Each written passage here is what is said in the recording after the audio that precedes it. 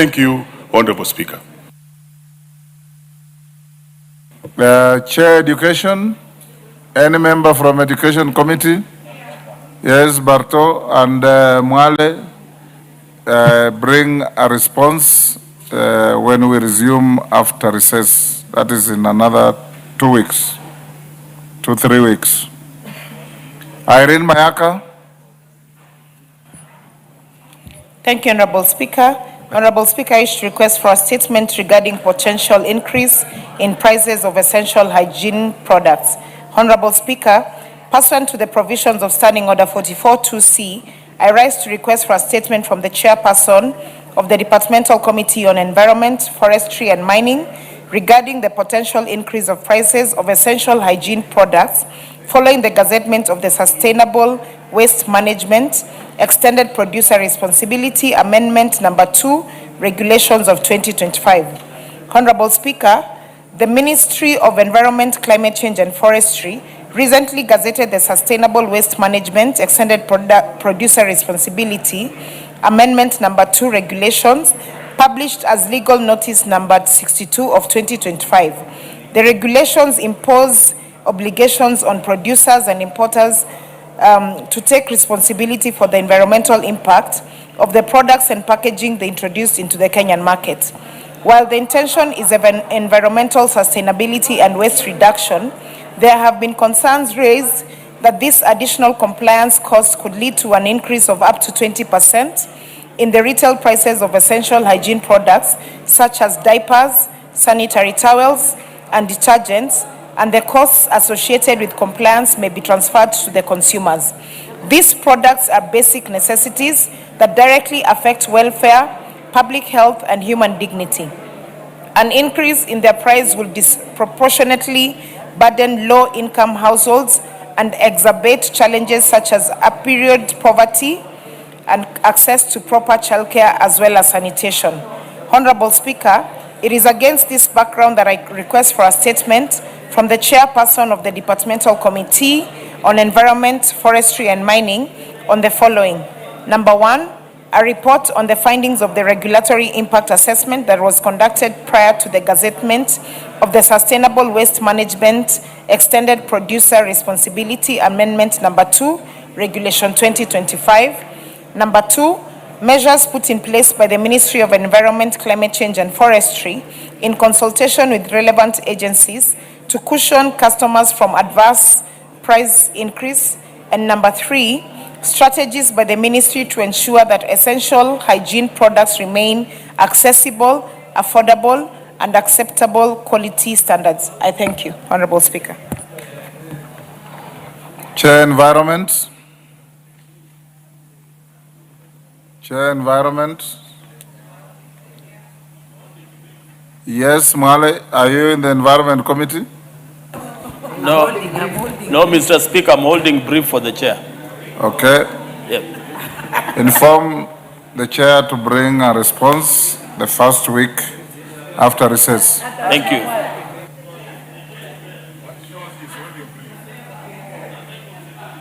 The next statement by the member for Rabai, he has sent a written request to the Speaker to request for the statement to be deferred to Wednesday next week, and it's so ordered. Mashua Waidaka, member for Kiambu. Thank you, Honorable Speaker. Pursuant to the provisions of Standing Order 44-2C, I wish to request for a statement from the chairperson of the Departmental Committee on Lands regarding erroneous classification of 2 parcels of land belonging to Mr. Stephen Shege as illegal alienated government land. Honorable Speaker, on 17th July 2017, the National Land Commission, NLC, with Kenya Gazette Volume CX 1X number 97, listed several parcels of land as illegal alienated government land in order that their titles be revoked. Among them were 2 parcels of land in Kiambu County, land with house block 2/80 and land with house block 2/81 belonging to Mr. Stephen Shege of ID number 0XXX05, which he legally acquired in 2006 and 2007, respectively. Since then, he has constantly remitted required land rates to Kiambu County government without any dispute or challenge over the legitimacy of his ownership, which evidence rightfully ownership. The arbitrary revocation of these title deeds by NLC amounts to deprivation of the property by the government, which violates the provisions of Article 40 of the Constitution. Despite numerous appeals to the National Land Commission to rectify this error, no corrective action has been taken. The situation raises serious concerns regarding fairness and reliability of land administration processes in the country. Honorable Speaker, it's against this background that I request for a statement from the chairperson of the Departmental Committee on Lands on the following. 1, the reasons for the cancellation of title deeds number block 2/80 and number block 2/81 in Kiambu County belonging to Mr. Stephen Shege with the Gazette Notice 6864 of 17 July 2017, despite his lawful acquisition and payment of land rates to the government. 2, report on the status of revocation of the erroneous Gazette Notice to restore the land ownership rights to Mr. Stephen Shege. And 3, the specific implementation timelines when the National Land Commission will resolve the error, including reassurance of valid title deeds to Mr. Stephen Shege. Thank you, Honorable Speaker. Thank you, Mashua. Chair Lance.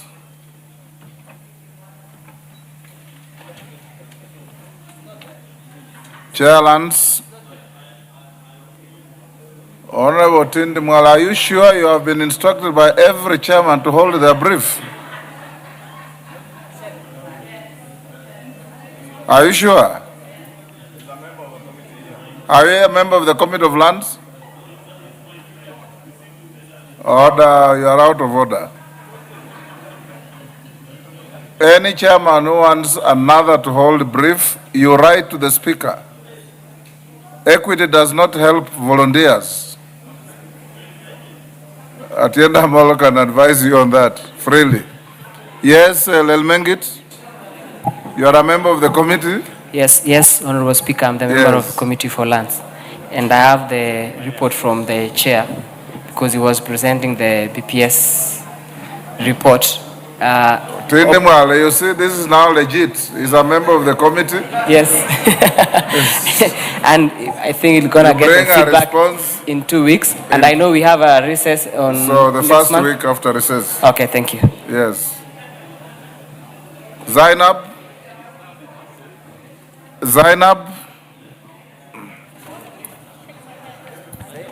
Yes. Thank you, Honorable Speaker. Honorable Speaker, pursuant to the provision of Standing Order 43, I rise to make a general statement regarding the unfortunate ethnic profile of Honorable Zahir Jenda MP by the impeached Deputy President. Honorable Speaker, in the strongest terms possible, I condemn the reckless, divisive, and unconstitutional remarks made by former impeached Deputy President Rigathi Gachagua on the 23rd February 2026 during the United Opposition rally at Gusii Stadium, Kisii County, where he subjected the member for Nyaribari Chache, Honorable Zahir Jenda MP, to ethnic profiling and public vilification. Such conduct is not only nefarious and legally indefensible, but also politically dangerous, and it has no place whatsoever in a constitutional democracy founded on equality, dignity, and the rule of law. Honorable Speaker, ethnic profiling is not free speech, but a toxic abuse of influence. It revives the darkest chapters of our history, normalizes prejudice, and places innocent citizens at risk by reducing them to stereotypes rather than recognizing them as rights-bearing Kenyans. For the record of this House, no leader is entitled to incite suspicion, hostility, or fear against any community or individual. Honorable Speaker, Article 27 of our Constitution guarantees equality before the law and freedom from discrimination. Any attempt to weaponize ethnicity for political relevance is an affront to constitutionalism and an insult to the intelligence and cohesion of Kenyan people. This House must reaffirm that ethnic baiting will be confronted, condemned, and isolated regardless of who utters it. Honorable Speaker, I therefore call upon this House to rally behind and support one of our own and to publicly censor the conduct of the impeached Deputy President, to reassert zero tolerance for ethnic incitement, and to remind all political actors that our unity is not in bargaining chip, our diversity is our strength, and no individual, least of all who has been impeached, will be allowed to fracture it for personal or political gain. Honorable Speaker, I am more concerned because even me, I am a minority where I come from. And for that reason, I believe the next rally, I'll be one of the targeted members of parliament that you the finished impeached president... presenting your statement. You don't debate your statement. Rahim? Yeah, Rahim has gotten the first opportunity. You will be the next. Nashukuru Bwana Spika, na naunga mkono vile dada yangu Fatuma amesema. Mheshimiwa Spika, tukiwa tunachaguliwa, mimi hasa nikiwa nimechaguliwa mara 4 nikiwa councillor na nimechaguliwa mara 3 nikiwa mjumbe, kwani watu wangu hawakujua rangi yangu ama vile niko wakinichagua. Sasa kwa mtu kuenda kusema kwamba msichague mtu akiwa rangi tofauti ama akiwa kabila tofauti, haonekani kama sisi, anatuweka vibaya sana.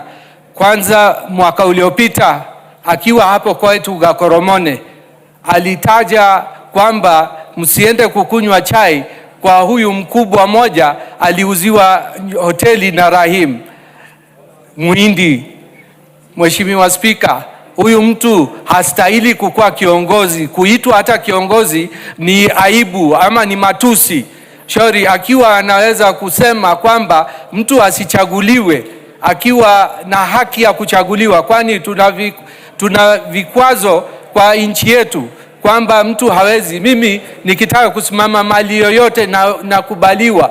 Vile vile Obama aliweza kuchaguliwa kule Amerika. Sunak alikuwa prime minister kule Uingereza, na hata kulikuwa na prime minister wa Grenada alikuwa ni Muhindi, sio mtu mwingine, ni Muhindi.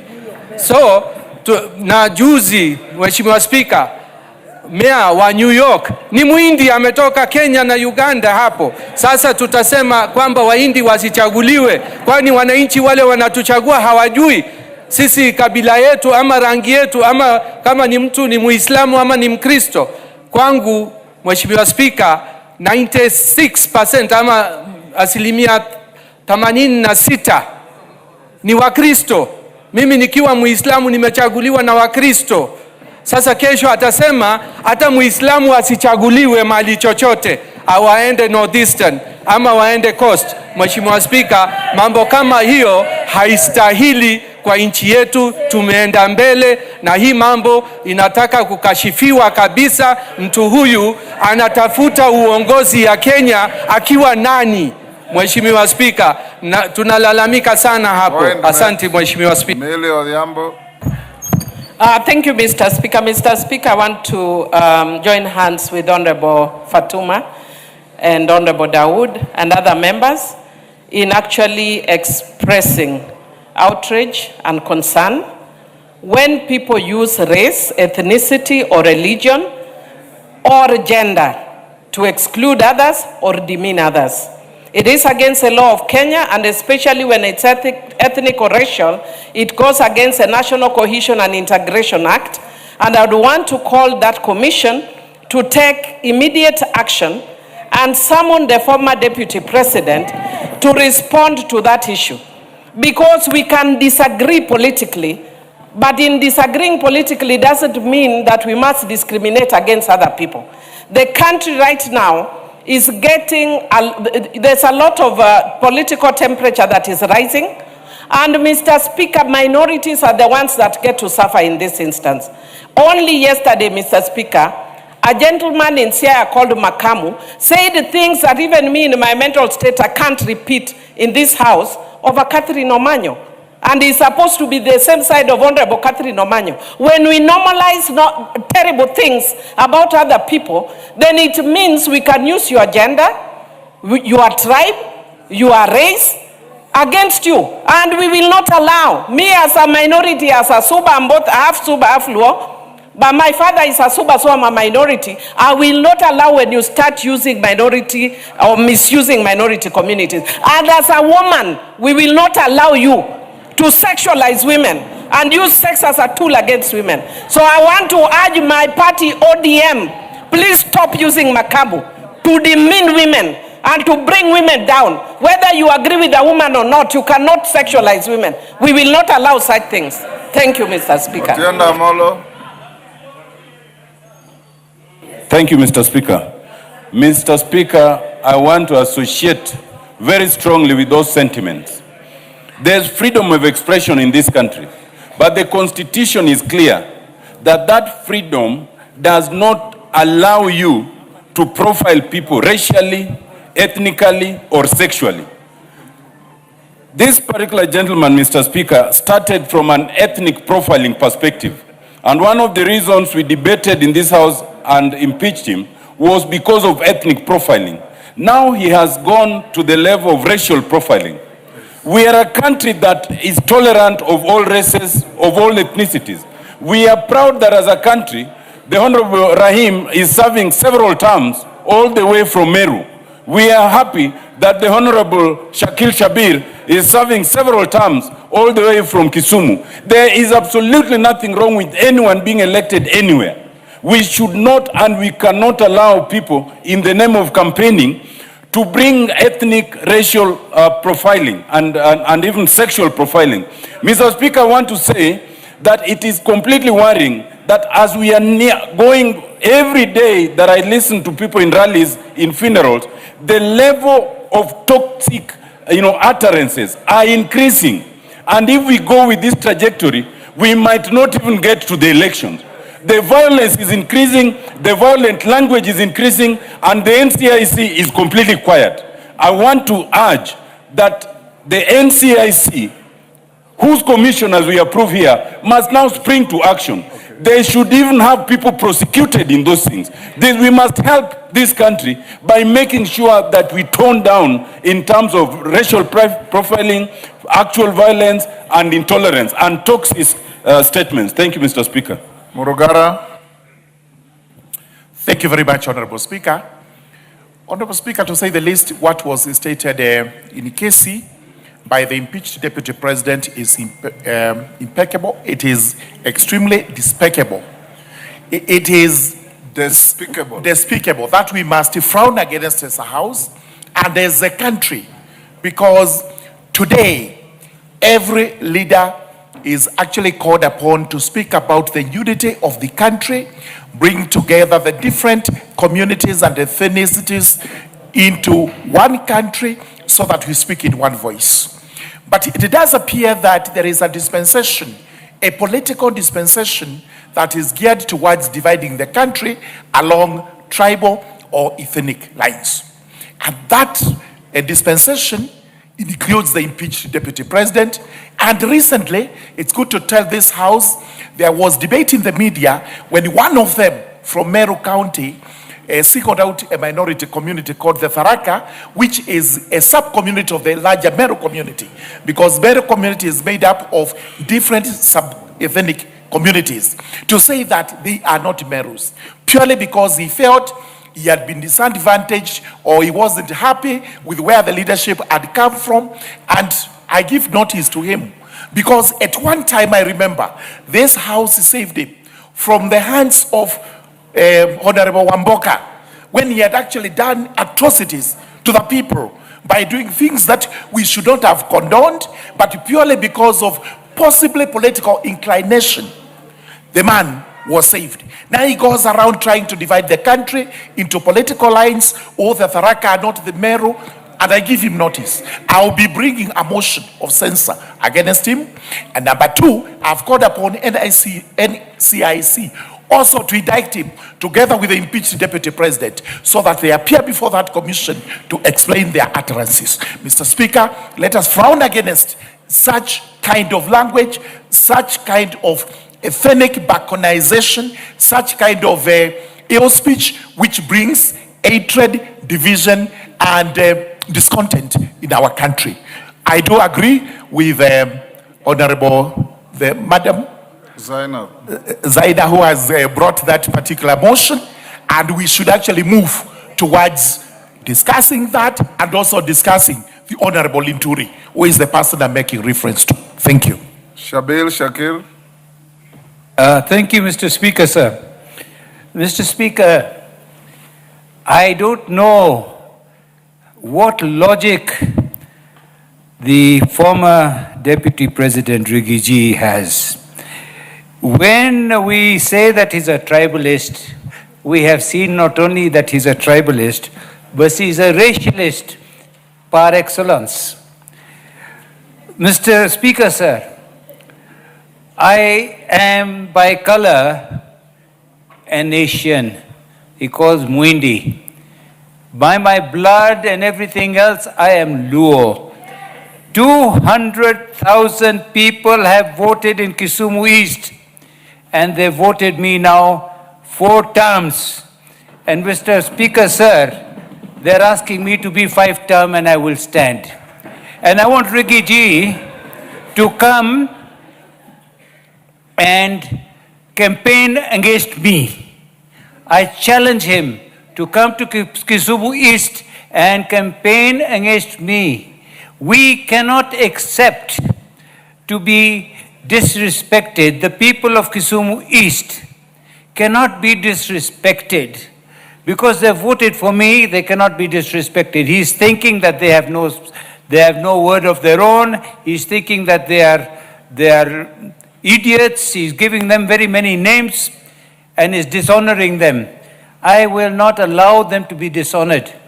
I have the honor, and they have given me the great respect now for 2 terms as the mayor and 4 terms as a member of parliament.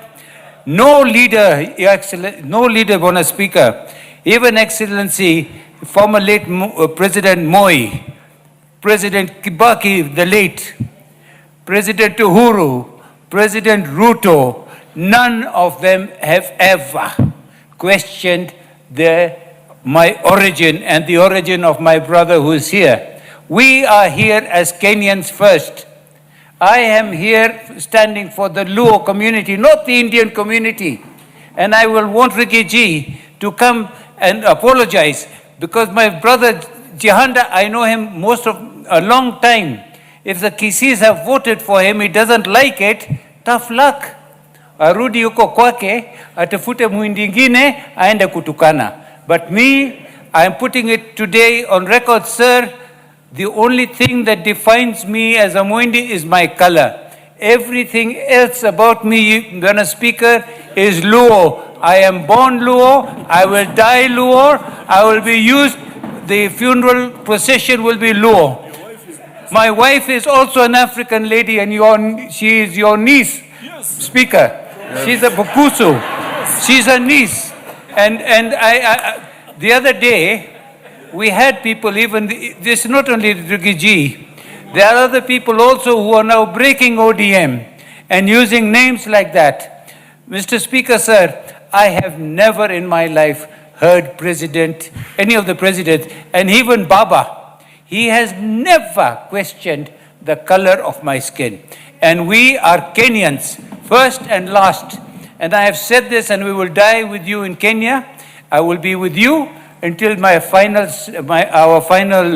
rights are written. So, Rigiji, you are out of order. You are a racialist, and I think that you will hear what is going to come to you. from that point of Well view. done. Thank you. And I ask the Luos to Thank vote you. against him. I confirm that this MP is married to my niece, and he had quadruplets with her. Ngelechei,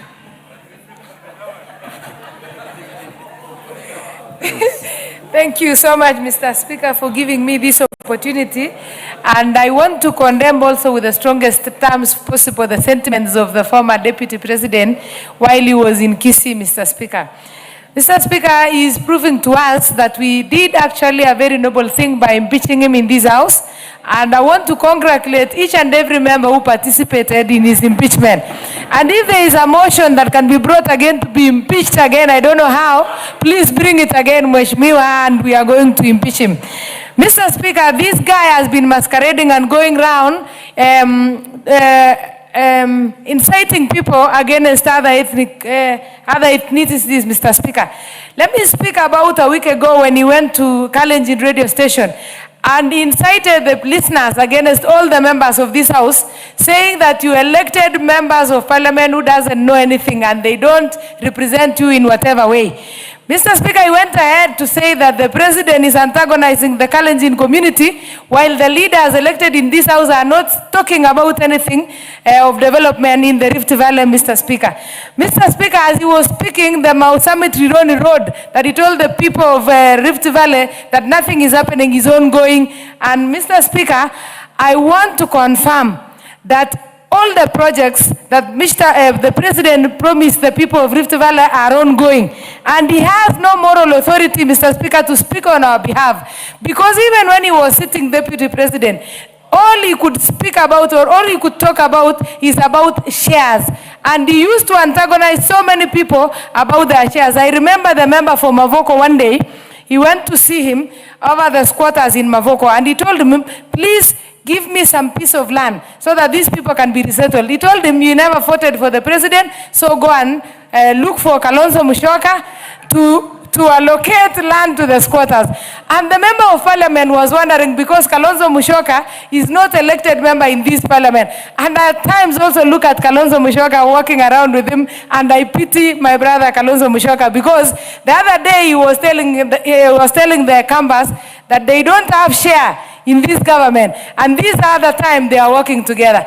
Lastly, Mr. Speaker, I want to confirm that I am a very close friend to Zahir Janda.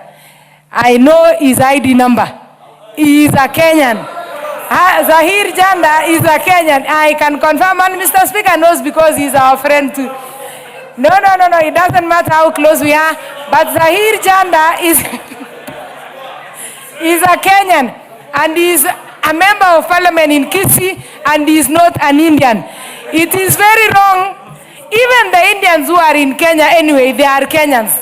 They are either Kenyans by naturalization, by birth, others acquire the citizenship, and everybody has a right to live in Kenya. Let me confirm that I want to support Mheshimiwa Amina, that Fatuma Sore, that the former deputy president is a very useless guy, and he should even be, if there is a way that he can be stopped from inciting people, and there is a commission that is toothless, the NCIC commission. That commission should even be disbanded, because if it cannot handle one person, Mr. Speaker, what else? How can they justify that they are working in this country? Thank you. Dick Maungu.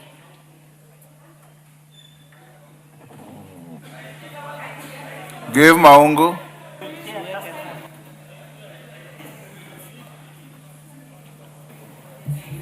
There is a microphone next to you there. Thank you, Mr. Speaker, for the opportunity. Mr. Speaker, I rise to join my colleagues in condemning the unfortunate words that came from somebody who calls himself a leader. Mr. Speaker, not long ago, this House impeached this very person.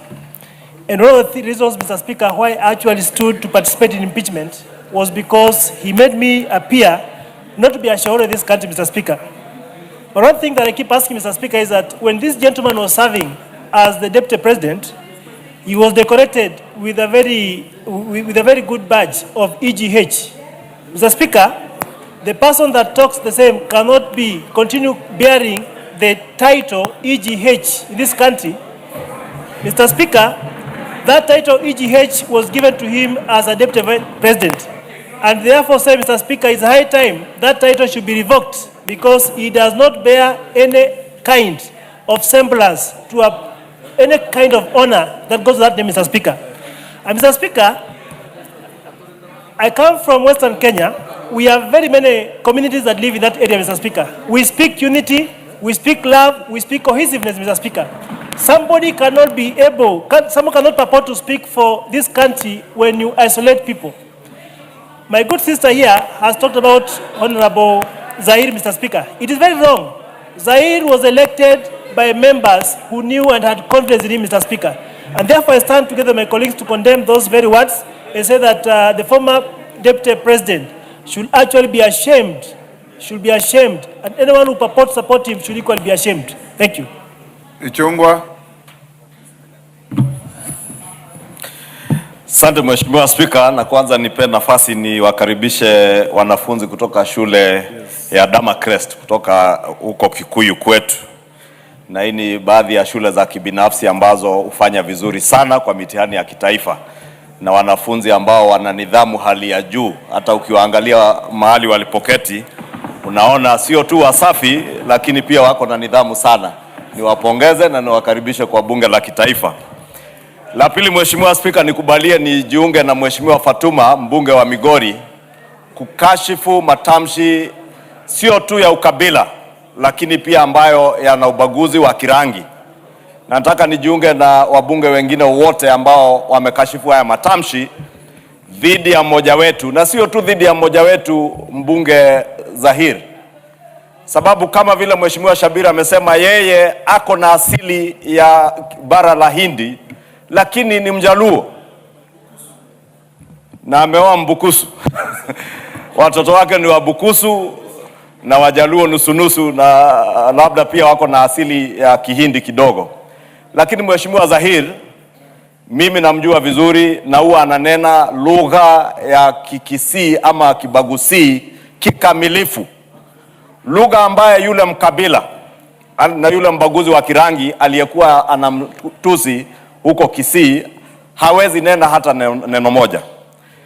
Na huyu mtu, Mheshimiwa Spika, alianza na ubaguzi wa kikabila, akaenda kwa ubaguzi wa sehemu ambazo watu hutoka, sasa ameenda kwa ubaguzi wa kirangi. Huyu mkabila ni adui wa Wakenya wote. Na wakati napomsikiza Mheshimiwa Rais akisema ya kuwa hawa watu mahali popote wanapoenda hawana sera, hawana agenda, hawana mpango wowote, na Wakenya wanakubaliana na yeye ya kuwa hata akili hawana, huyo amedhihirisha ya kweli hana akili ya kuwaunganisha Wakenya. Akili zake ni za kuleta ukabila, ubaguzi wa kirangi na migawanyiko kati ya Wakenya. Na nataka niulize Mheshimiwa Spika, uamuru kutoka kwa kiti chako kama spika wetu ya kuwa tume ya kitaifa ya uwiano na maridhiano NCIC ni lazima wachukue majukumu yao ya kikatiba vizuri, na wahakikisha ya kuwa mtu kama huyo ambaye anachochea uhasama kati ya Wakenya amechukuliwa hatua za kisheria. Najua hayo ndio anataka kusikia, amepewa summons na tume hii ya uwiano na maridhiano, ama ameitwa record statement ili aanze kulialia sasa nafukuzwa sijui nakimbizwa. Lakini hatuwezi kubali, na nakubaliana na Mheshimiwa Otiende Amolo amesema, ukiangalia ghasia ama fujo ambazo zinawafuata kila mahali waendako ni ishara dhahiri ya kuwa wao wenyewe wanajipangia fujo. Niliona juzi mwingine anasema zima hiyo kitu sijui kama nini, sijui kama bangi, sijui iliitwa nini. Mimi sijai vuta bangi Bwana Spika, kwa hivyo sijui hayo matamshi ya bangi. Lakini ulisikia kiongozi akisimama akiwa kwa jukwaa anasema zima hiyo kitu ya kutoa machozi hata kabla ilipuke, kumaanisha alijua hiyo gesi ya kutoa machozi ilikuwa wapi kwa ule mkutano. Wanajua ilikuwa wapi, wanajua nani anailipua. Wachochezi kama hawa wagasia, hawa wachochezi, na unikinge kutoka kwa haya matamshi machafu kutoka kwa Mheshimiwa Karoli Omondi. Kama umejiunga na wakabila, mimi usifikirie unaweza kunitisha mheshimiwa. Mimi siwezi tishwa na wakabila. Siwezi tishwa na watu walio na midomo mirefu ya uchochezi na uhasama kati ya Wakenya. Lazima tulinde nchi yetu dhidi ya uhasama na wachochezi wa ukabila ambao wameambiwa hawana mpango wote. Waende wauzie Wakenya mpango wao wa kazi, wauze sera zao. Muache kuuza ukabila, muache kuuza uhasama, muache kuuza ubaguzi wa kirangi. Hawa watoto ambao wanakutuangalia hapa leo hii wamekusanyika kama Wakenya kutoka kona zote za Jamhuri ya Kenya. Mashule yetu yanawajumuisha wote, wale walio na asili ya Kijaluo, wale walio na asili ya Kikikuyu, walio na asili ya Bara Hindi, wote ni Wakenya. Tuwaheshimu na tujifanye kama viongozi, sio kupayuka ovyo tukiwa ndani na nje ya bunge. Asante Mheshimiwa Spika na Thank you. Madenge. Thank you, Honorable Speaker. Honorable Speaker, I want to take exception to the words that were directed towards... Karoli Omondi. To the words that were directed Ordinarily, towards... you are a very decent man. Maintain that posture. Yes, order. Madenge is on the floor. Thank you, Mr. Speaker. Mr. Speaker, you can see the transformation that has occurred to our colleague, Honorable Karoli Omondi, within a very short while. Honorable Speaker, our colleague, Honorable Karoli Omondi, has been one of the people I admire most, and he knows it. And therefore, it is important that we agree that the lines are clear. There are things that cannot continue to happen in this country. Honorable Speaker, the words that were directed at Honorable Jada are despicable, they are uncouth, they are words that should not come from a mouth of anyone who has been a leader in this country or aspires into positions of leadership into the future. Honorable Speaker, we cannot normalize insults. We cannot normalize provocation. We cannot normalize incitement and yet assume that we will continue to have a country that will hold together. Honorable Speaker, I want to urge members of Parliament that the National Cohesion and Integration Commission Act bill is before this House. And Honorable Speaker, the teeth that we say that this commission should have, we have an opportunity as we align the act to the new constitution. Remember, this act came into effect in the year 2008 as a response to the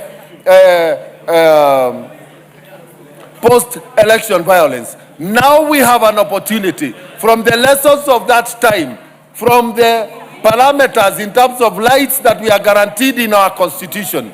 We must draw the line. Secretary, Honorable Speaker, this commission has to be better resourced. And now that we are at the stage where we are considering the budget policy statement, let us ensure that we empower the National Cohesion and Integration Commission to have sufficient resources. Thank you, Honor. Pasaris, want to bring this to an end. Pasaris, what is the point of order? Speaker, as other members are contributing, I don't understand the problem with Honorable Karoli. He's throwing hands and saying that party imejana idiots. Who are the idiots? He is so bitter that I don't even understand what's wrong with him. Honorable Speaker, I am worried because he's my tribesman. He's going to die of depression. Leave that camp. That's a cast camp. Take your seat. To the extent that I didn't hear, just leave it. Yes, Pasaris. Pasaris. Give Pasaris the mic. There's one next to you.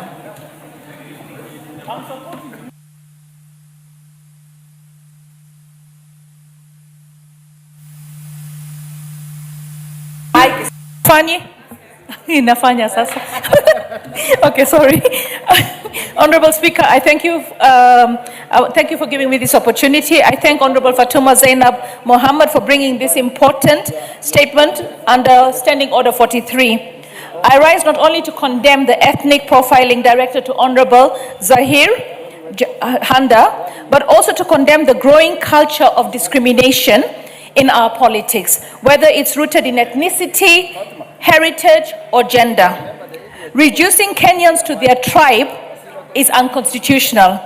Reducing any woman leader to her age, her beauty, or degrading sexual insinuation is equally unconstitutional. Both violate Article 27 of our Constitution, which guarantees equality before the law and freedom from discrimination. Honorable Speaker, I was recently referred to as a Greek. There is nothing wrong with acknowledging that I am a Kenyan of Greek heritage. I am proud of my heritage, just as I'm proud of being Kenyan. What is wrong is the use of heritage as a political slur. What is wrong is suggesting that identity diminishes one's legitimacy as a Kenyan leader.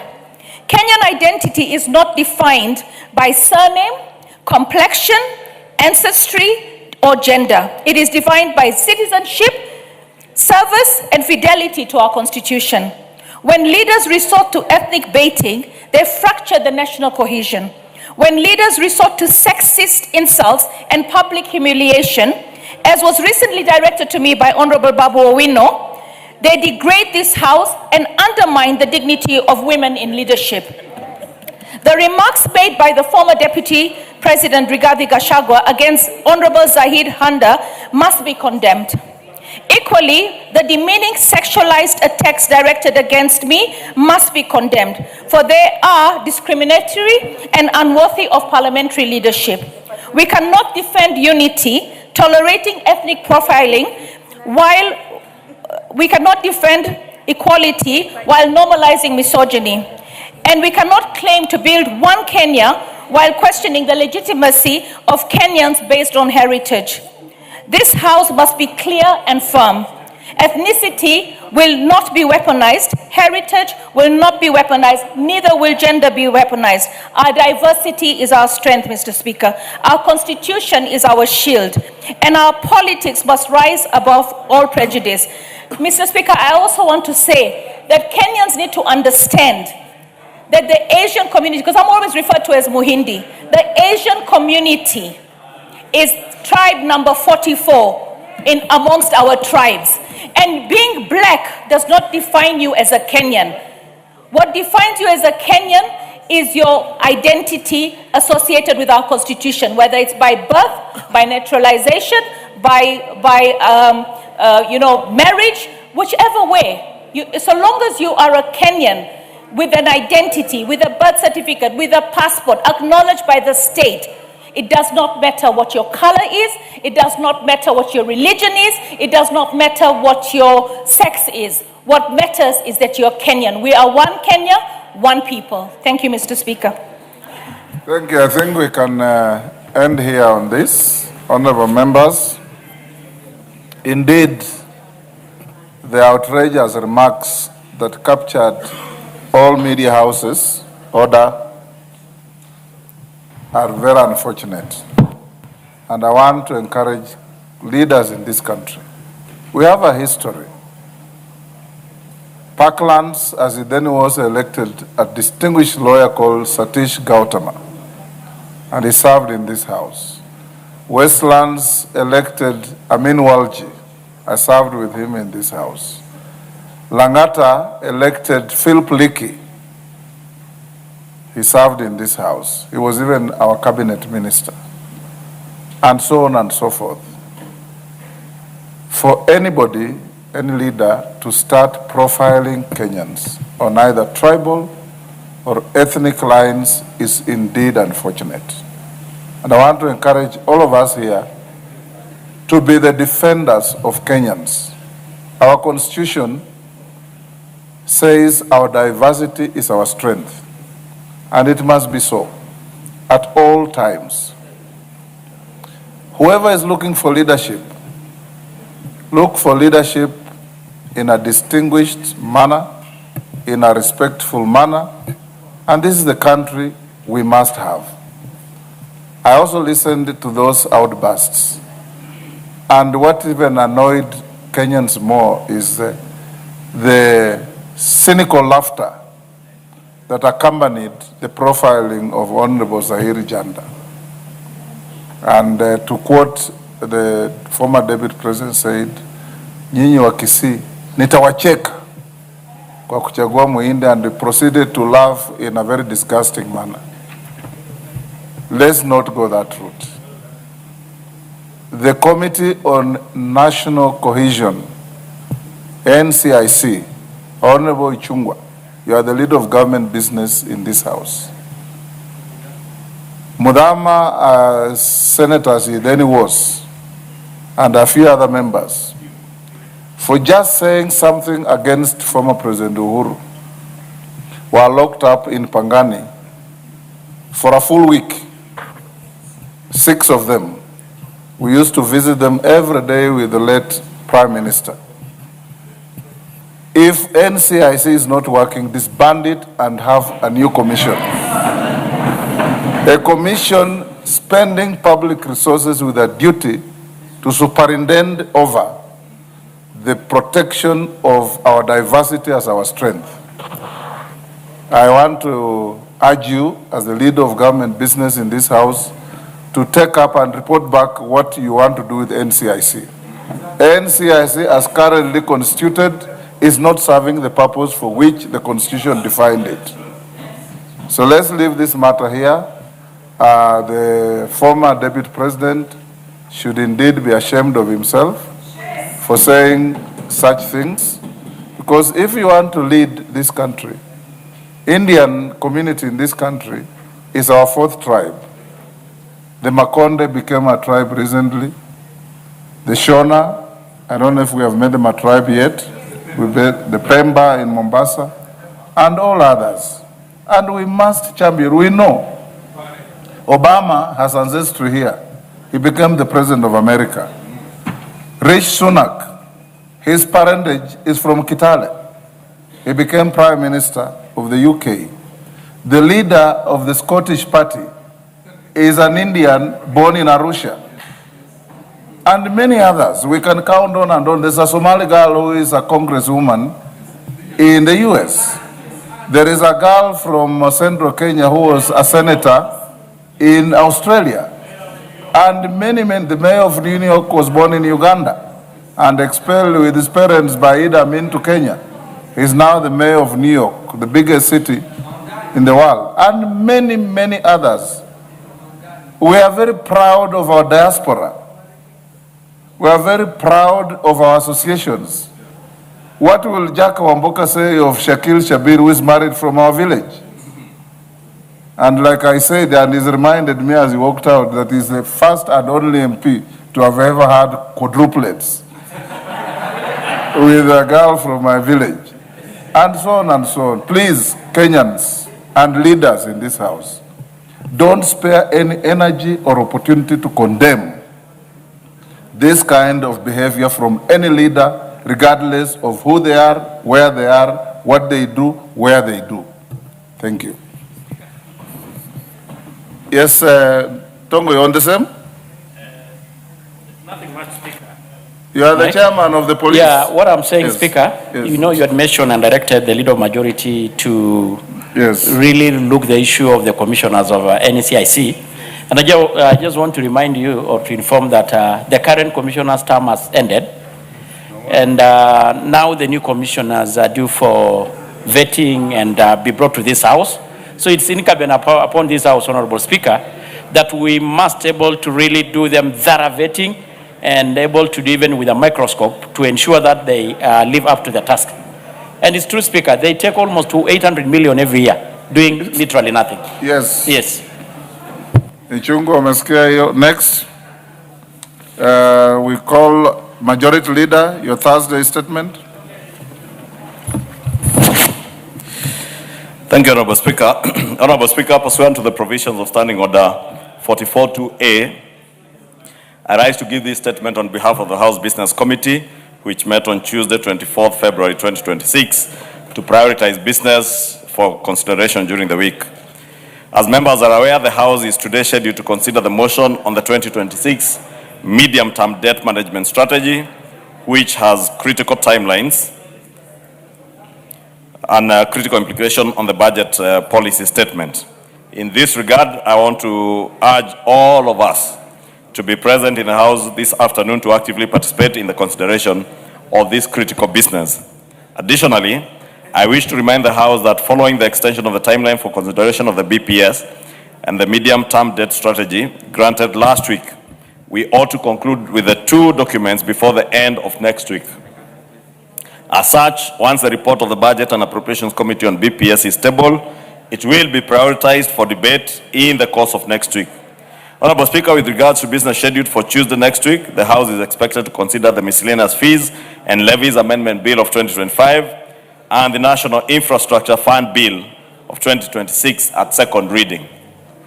Additionally, Honorable Speaker, debate will be undertaken on the following motions, some of which are listed in today's order paper, should they not be concluded in the course of today. 1. Consideration of the session of paper number 3 of 2025 on the partial divestiture of Safaricom PLC by the Government of Kenya. 2. Report on the audited accounts for the Judiciary Mortgage Scheme Fund for the financial years 2011, 2012 to 2021, 2022. 2. Consideration of session of paper number 6 of 2024 on the National Aviation Policy. 4. Report on the audited accounts for the Commodities Fund for the financial years 2018, 2019 to 2021, 2022. And 5. Ukaguzi kwa asasi zisizo huru kikamilifu za Jumuiya ya Afrika Mashariki na ushoroba wa kati katika Jamhuri ya Muungano wa Tanzania. Honorable Speaker, in accordance with the provision of Standing Order 42A5 and 6, on the appearance of Cabinet Secretaries on Wednesday afternoons, we had designated to have the Prime Cabinet Secretary and Cabinet Secretary for Foreign Diaspora Affairs on Wednesday, 4th March 2026, to update on the status of the report of the Interagency Technical Committee on the review of the designated hardship areas and payment of hardship allowance in the public sector. However, Honorable Speaker, this will have to be pushed the other week to allow us to conclude on the BPS, the medium-term debt strategy, and other priority government business that is lined up for next week. And therefore, we will push the appearance of the Prime Cabinet Secretary to Wednesday of the other week. That should be Wednesday of around the Wednesday of 11th March, not next Wednesday as had earlier been scheduled. In conclusion, Honorable Speaker, the House Business Committee will reconvene again on Tuesday, 3rd March 2026 to schedule business for the rest of that week. I now wish to lay this statement on the table of the House. Thank you, Honorable Speaker. Next order. Order number 8, motion. 7th report on the audited accounts of the National Government Constituencies Development Fund Board for the financial years 2016, 2017 to 2021, 2022. Question to be put. Members on their feet, take your seats. Honorable members, we will now put the question at order number 8, which is that this House adopts the 7th report of the Decentralized Funds Accounts Committee on its consideration of the audited accounts of the National Government Constituency Development Fund Board for the financial years 2016, 2017, 2017, 2018, 2018, 2019, 2019, 2020, 2020, 2021, and 2021, 2022 laid on the table of the House on Tuesday, 2nd December 2025. As members of that opinion say aye. Will those of the contrary opinion say nay? The ayes have it. Next. Order number 9, 8th report on the audited accounts of the National Government Affirmative Action Fund for the financial years 2016, 2017 to 2021, 2022. Question to be put. Members on their feet, take your seats. Honorable members, I now put the question at order. As members of that opinion say aye. Will those of the contrary opinion say nay? The ayes have it. Next order. Order number 11, the Power of Mercy Bill, National Assembly Bills number 56 of 2025, first reading. A bill for an act of parliament to make further provisions with respect to the power of mercy pursuant to Article 133 of the Constitution to provide for the appointment, tenure, powers and functions of the Power of Mercy Advisory Committee and for connected purposes. Next. Order number 12, motion. Consideration of the 2026 debt management strategy. Shuria, Chair Public Debts and Privatization Committee. Thank you, Honorable Speaker. Honorable Speaker, I beg to move that this House adopts the report of the Public Debt and Privatization Committee on its consideration of the medium-term debt management strategy for the financial years 2026-2027 to 2028-2029, laid on the table of the House on Wednesday, February 2026, and pursuant to the provisions of Section 15(4) of the PFM Act 2012 and Standing Order 232A 7 and 8. A. Approve the medium-term debt management strategy for the financial years 26-27 to 28-29, and B. Make the policy and financial resolutions contained in the schedule to the order paper. Honorable Speaker, the report marks the fourth MTDS to be considered and approved by this House. Its consideration reflects the continued institutional progress made since the establishment of the Public Debt and Privatization Committee at the commencement of the 13th Parliament. It also demonstrates, under your leadership, the commitment of this august House to strengthen oversight over Kenya's public debt and to promote its prudent and sustainable management. As I begin, allow me to express my sincere appreciation to the members of the Public Debt and Privatization Committee for their dedication and diligence in reviewing the strategy and preparing this report for consideration by the House. I also wish to thank the stakeholders who appeared before the committee and submitted valuable views, as well as the committee secretariat for their technical and administrative support extended throughout the process. Honorable Speaker, the medium-term debt management strategy for the financial year 26-27 to 28-29 is a key policy instrument for guiding government borrowing and managing public debt in accordance with the Constitution and the Public Finance Management Framework.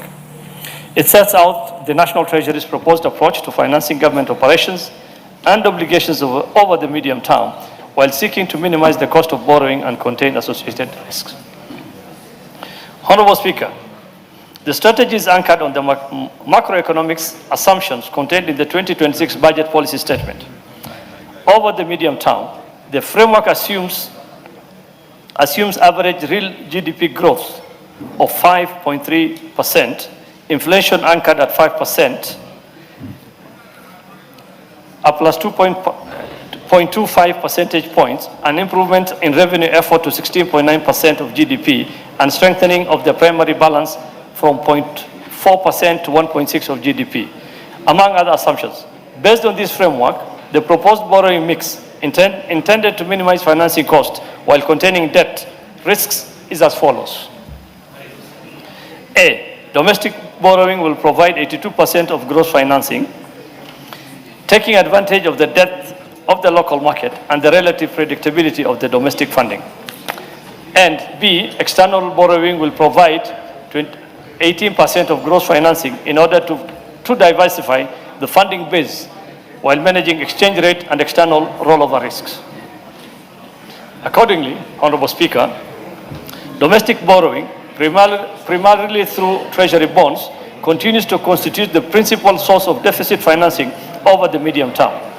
The committee observed that while the approach may reduce exposure to foreign exchange risk, domestic borrowing must be carefully calibrated both in scales and timing to avoid excessive absorption of market liquidity and undue crowding out of credit to the private sector. On the external side, the MTDS projects a financing mix comprising 10% concessional loans, 2% semi-concessional loans, and 6% commercial borrowing. Honorable Speaker, this framework forms the basis upon which the fiscal deficit over the medium term is expected to be financed for the financial year 26-27 and the deficit is projected at approximately 1.116 trillion, which is broadly comparable to the 1.14 trillion projected for the financial year 25-26.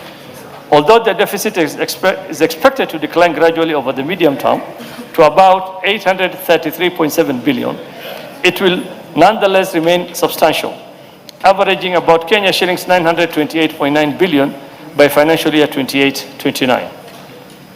On this basis, cumulative addition of the public debt stock are projected at approximately 2.8 trillion Kenya shillings over the medium term, with a larger share expected to be sourced from the domestic market.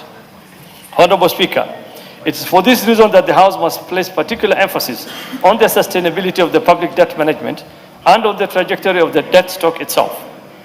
In this regard, the committee wishes to draw the attention of the House to three critical pillars that would largely determine the success of this debt strategy. First is revenue. The committee observed that the MTDS is being implemented within a challenging macro-fiscal environment. Although revenues are projected to grow, in nominal terms, they are expected to an average only about 17% of the GDP over the medium term, which remains below the 20% threshold often considered necessary for sustainability, support development, spending, and strengthen fiscal resilience. The committee is of the view that at a time when expenditure pressures are already severe, policy should avoid creating additional fiscal inflexibility on the revenue side. Honorable Speaker, to illustrate this point, the committee noted that appropriation in aid, which are projected to contribute an average of about 10% of the total revenues, are largely already earmarked to specific expenditures, thereby limiting their effectiveness in reducing the overall financial gap. In effect, they may not materially reduce borrowing needs and may instead increase the level of gross financing required. Honorable Speaker, the committee further observed that the growing use of revenue tying arrangements, including securitization of income streams, may weaken budget flexibility by pre-committing future revenues. This could increase future demand for budget support borrowing, as a larger share of ordinary revenues become unavailable for general financing purposes. Second is expenditure.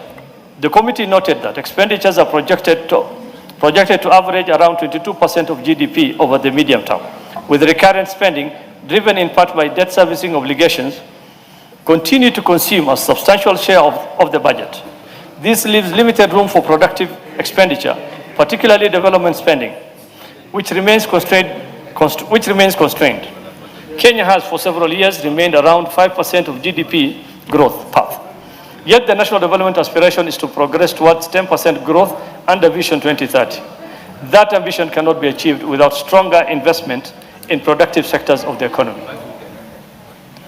In the committee's view, development expenditure should not merely meet the statutory threshold of 30% of total expenditure, but should progressively rise towards levels that are more meaningful, support infrastructure, industrialization, competitiveness, and long-term growth. This is important because development expenditure is not only central to economic transformation, but also to building the country's future debt servicing and repayment capacity. Third, Honorable Speaker, fiscal consolidation and debt sustainability. With interest payments alone accounting for 41% of ordinary revenue, the committee observed that debt service obligations continue to tighten fiscal space, making it imperative for government to pursue credible fiscal consolidation, stronger revenue mobilization, tighter expenditure control, and sustained economic growth. From a debt sustainability standpoint, success will ultimately depend on whether the country is able to adhere to its fiscal adjustment path and move meaningfully towards the statutory debt anchor of 55% of the GDP in present value terms by 2028. Honorable Speaker, notwithstanding these concerns, the committee is encouraged that the MTDS proposes deliberate measures to improve the composition of the debt portfolio and manage debt risk over the medium term. In particular, the strategy emphasizes on smoothing the maturity profile, increasing the share of fixed-rate debt, and maintaining prudent exposure to foreign currency liabilities is directionally sound. The committee, however, emphasizes that the success of the strategy will depend not merely on the design of the financing mix, but on disciplined implementation, consistency with other fiscal policy documents, and enhanced transparency in the use of the borrowed resources.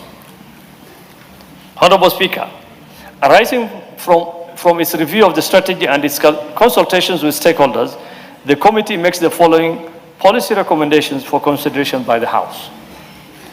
1. That all securitization and commitment of public money be subjected to transparent disclosure and parliamentary oversight, including publication of the fiscal implications of these commitments to future debt sustainability. 2, that to strengthen productive capacity, accelerate growth, and expand future debt repayment capacity, the National Treasury increases the development expenditure above the statutory minimum of 30% of all expenditures as set out in Section 15 of the PFM Act, Cap 412, over the medium term. 3, that given the declining central bank rate, the National Treasury should ensure that planned domestic borrowing remains appropriately sized and carefully timed so that government demands for funds does not unduly crowd out credit to the private sector. 4, that future MTDS incorporates explicit sensitivity analysis and contingency measures for climate-related and growth downside risks, including mechanisms to protect priority spending while maintaining adherence to fiscal targets. 5, that the National Treasury outlines expenditure rationalization measures required to accelerate convergence towards the 55% statutory debt anchor, present value terms under Section 50 of the PFM Act within 6 months. 6, that the National Treasury ensures that the PPP's securitization and other alternative financing mechanisms are fully integrated into fiscal risk. That the National Treasury ensures that public-private partnership, securitization, and other alternative financing mechanisms are fully integrated into fiscal risk reporting and stress testing to ensure the total fiscal exposure is transparently captured. 7, that in view of the anticipated reliance on commercial borrowing over the medium term, the National Treasury institutes robust reporting mechanism on the utilization of commercial loans to enhance traceability and accountability, particularly where such proceeds are applied to general budget support. 8, that the National Treasury and relevant institutions sustain structural reforms aimed at raising potential growth and competitiveness, including reforms that strengthen productivity, supports exports, and enhance the investment climate in line with the objective of improving long-term debt sustainability. Honorable Speaker, the committee also makes the following financial recommendations. 1,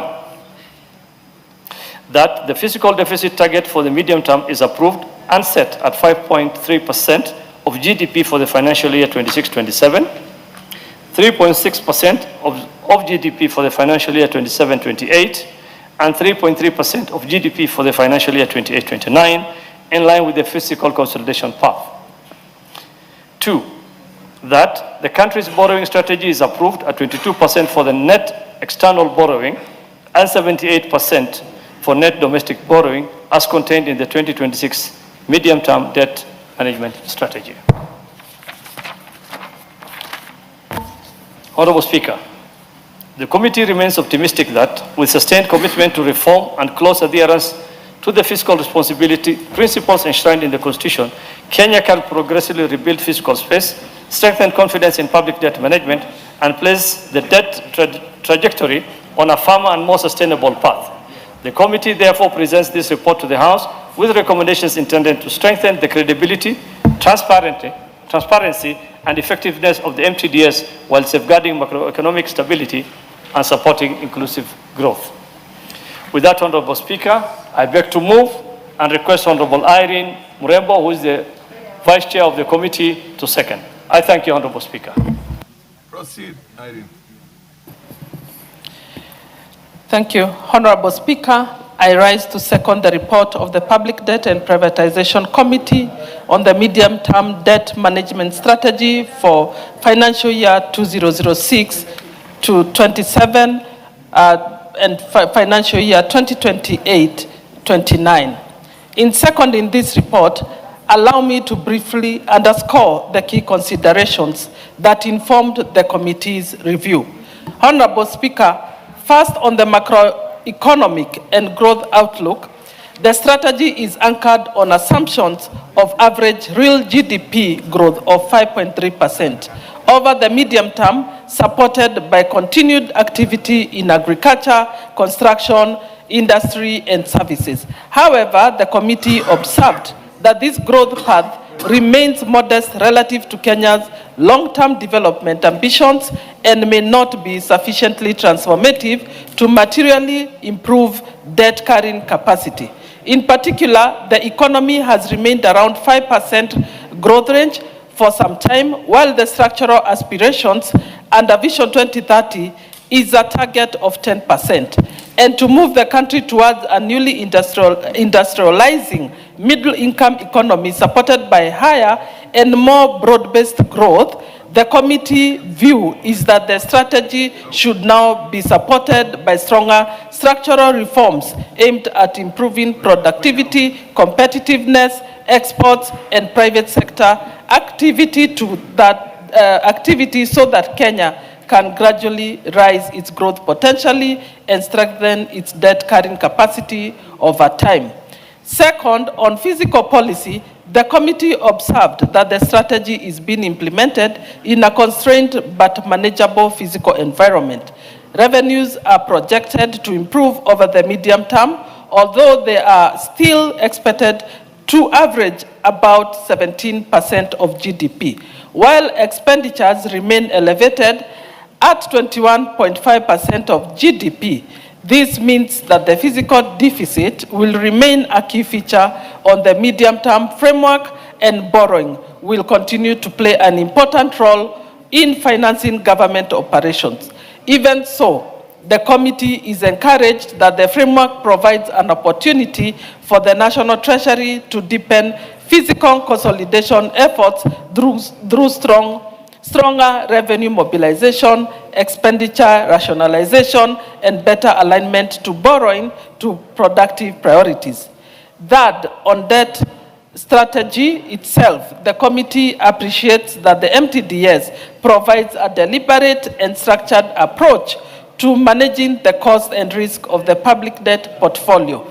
The proposed financing mix under the domestic borrowing will account for 82% of gross financing and 78% of net financing, while external borrowing will account for 18% and 22% respectively, reflects an effort to respond to prevailing market realities while reducing exposure to external shocks.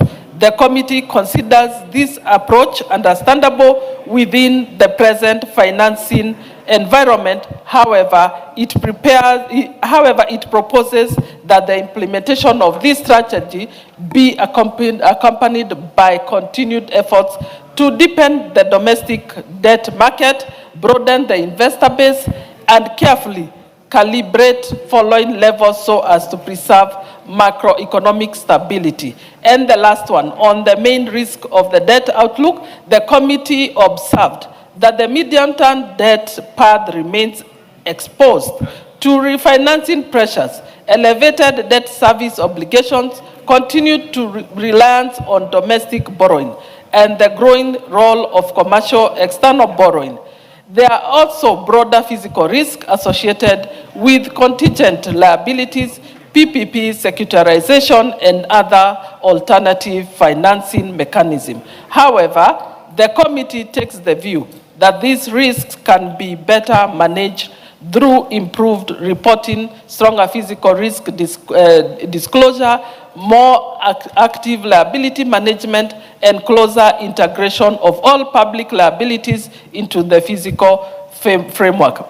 In that regard, the report before the House proposes practical recommendations intended to strengthen transparency, accountability, and long-term debt sustainability. Honorable Speaker, the committee is convinced that withstanding the challenges currently facing the debt environment, the proposed MTDS provides a credible framework for strengthening public debt management over the medium term, I concur with the chairperson and the committee that what the country now requires is disciplined policy implementation, greater efficiency in utilization of public resources, and stronger physical consolidation anchored on supporting growth and industrialization.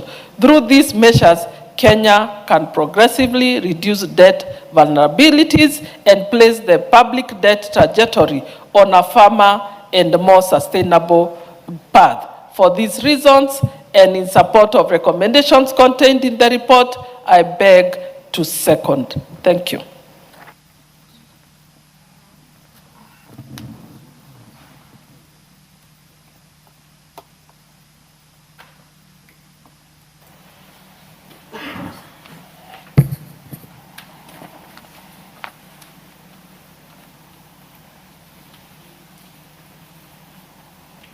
Honorable members, I now propose the question that this House adopts the report of the public debt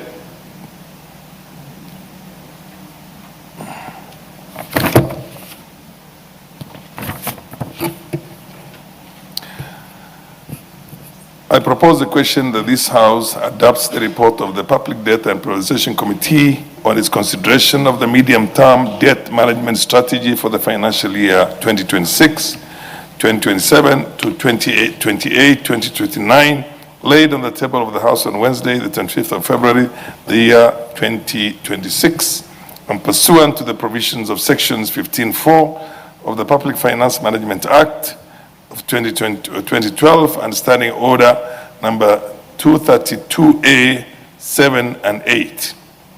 A, approves the medium-term debt management strategy for the financial years 2026, 2027, and 2028-2029, and B, makes the policy and financial resolutions contained in the schedule to the order paper. Wilberforce Oundo. Thank you, Honorable Speaker. Let me also stand here to support the report by the Public Debt and Prioritization Committee on the medium-term debt strategy, management strategy for the financial years 2026, 2027 to 2028, 2029. Honorable Speaker, the strategy, the medium debt strategy provides that the domestic borrowing will account for 82%, external borrowing will account for 18%. And this debt mix, in their own report, the intention is to minimize exposure to exchange rate and external rollover risks, and also to leverage local market depth and enhancing productivity of the funding. Honorable Speaker, the report, in its own report, clearly indicates matters we have been talking about in the public forum that have actually been confirmed by this report presented to us here, Honorable Speaker. The first thing and important thing, Honorable Speaker, is that according to Central Bank of Kenya, the national debt, Honorable Speaker, has grown from approximately 9 trillion in 2022 to approximately 12.25 trillion in by the end of 2025. That, Honorable Speaker, is about 3.5 trillion in 3 years. In simple terms, we are saying the country has been borrowing on average 1.1 trillion each financial year. Honorable Speaker, this again brings back to the obvious question we ask. When the current regime was campaigning, it campaigned on the theme or on the promise that they will not borrow. That borrowing was bad, borrowing by the previous regime, which the current president was part and parcel of that regime, was a bad economic policy, yet they have continued to borrow unabatedly. Honorable Speaker, the second issue that comes out very clear, and many people have talked about it, the issue of odious debt. Honorable Speaker, out of the 3.5 trillion borrowed from 2022 to 2025, and this was picked out by the memorandum presented by various members, we are unable to clearly indicate how that money has been used. Secondly, Honorable Speaker, this report brings out the dire strait, the dire situation, structural situation this economy finds itself in. We have been told all over the press, in political rallies, on top of car rooftops, on podiums, that the economy is stable and the economy is doing well. Honorable Speaker, in their own admission that the continued underdevelopment or the continued reduction on development vote from below even the 30% provided from the PFM is restricting the growth of this economy. It's actually restricting the growth of local generated revenue. And then they keep on telling us, we are doing well. We are not doing well. Honorable Speaker, we are again out of this, told that at this rate, the way where we stand, any change, be it a local change, a local shock, an external shock, will put Kenya at a peril of debt default. Because we are almost at the choking point. Yet why we're borrowing money, what we are doing with it cannot be seen. Thirdly, Honorable Speaker, and this we have talked about, securitization and whatever arrangement we have. It's true, Honorable Speaker, and it's important the committee must be alive to it. This is debt. And because of this, we are choking the ability of this country to borrow any further. Because we are committing revenue that does not exist now, we are prospecting, we are proposing, yet that revenue is not now. That revenue alone is constricting. Finally, Honorable Speaker, truth be told, the PFM Act says 55% of the GDP, debt to GDP. We are at almost 68, and in their own admission, will not be in a position to meet that report, that status by 2028. Are we truly telling the Kenyans the truth, or we are just lying to them to make them happy? Thank you, Honorable Speaker. Tindi Mwale. Tindi Mwale. Okay, Mboko Milemba. You are yet to get where?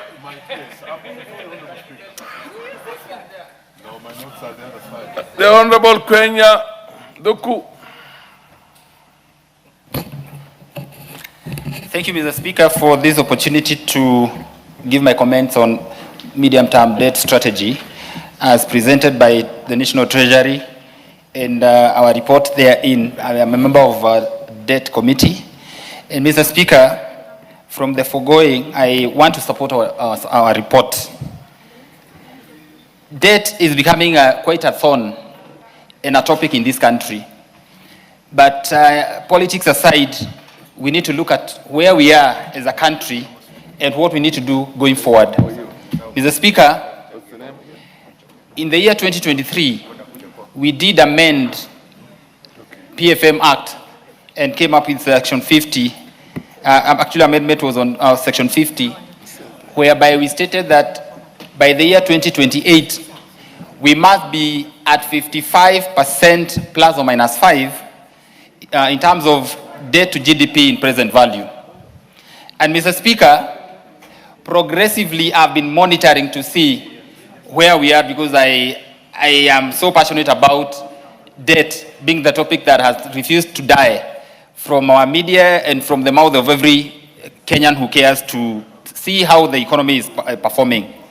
And Mr. Speaker, as we were engaging the National Treasury, we asked for projection as to see whether by the year 2028, we're actually going to be at where we envisaged when we set the law, Section 50, to make sure that we are at 55% plus or minus 5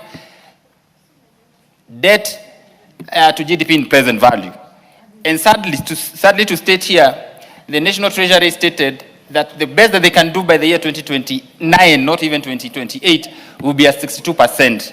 And therefore, indeed, if you're not going to relook into our law, then it means that they're going to be in breach, because they will not hit the 60% and below as was envisaged when we passed PFM Act, Section 50. Mr. Speaker, something else that should worry us and maybe look at and to what it is that we're doing just to make sure that the fears that we have are allayed is the issue of the interest rate, the interest amount that we're paying every financial year from our revenues. You can imagine out of our revenues, 41% is going to pay to the repayment of interest only without even mention of the principal amount. That is quite worrying, and something must be done if really we are a serious country that is desirous of doing away with or reducing the debt burden. Mr. Speaker, the next issue that I looked into when I was interrogating the MTDA that was presented to us by the National Treasury is the borrowing mix. Previously, we have passed MTDSs in this assembly, but by the end of financial year, there is no fidelity to the resolutions that we've passed in this house. We passed borrowing mix of 55 to 45 domestic and to external borrowing. Any mix that we pass here, we do not live to see the implementation of the same. We may give an allowance or give and take of about 5% or thereabout, but the variance is quite worrying. And Mr. Speaker, we are now presented here with a debt mix of 82 to 18, which means 68 to 22. It's 78 to 22 years, so that we get 100%. And Mr. Speaker, that is to say we are going to borrow domestically or locally 68 shillings for every 100 that we borrow. 68 shillings are going to come from domestic market. That is to say we are going to mop up all the monies that are within our republic. You know, we have to borrow that money and compete with private sector. And I got worried and asked the National Treasury, what is it that you're going to do to make sure that interest rates do not shoot? If at all we're going to be, if our market is going to be demand and supply, controlled. And Mr. Speaker, as they responded, they said that the government through CBR, through the enforcement of CBR, they're going to make sure that the interest rates are within the favorable reach. Well, that is for us to see, but there's something to worry us as a country. We must not do and assume that it's business as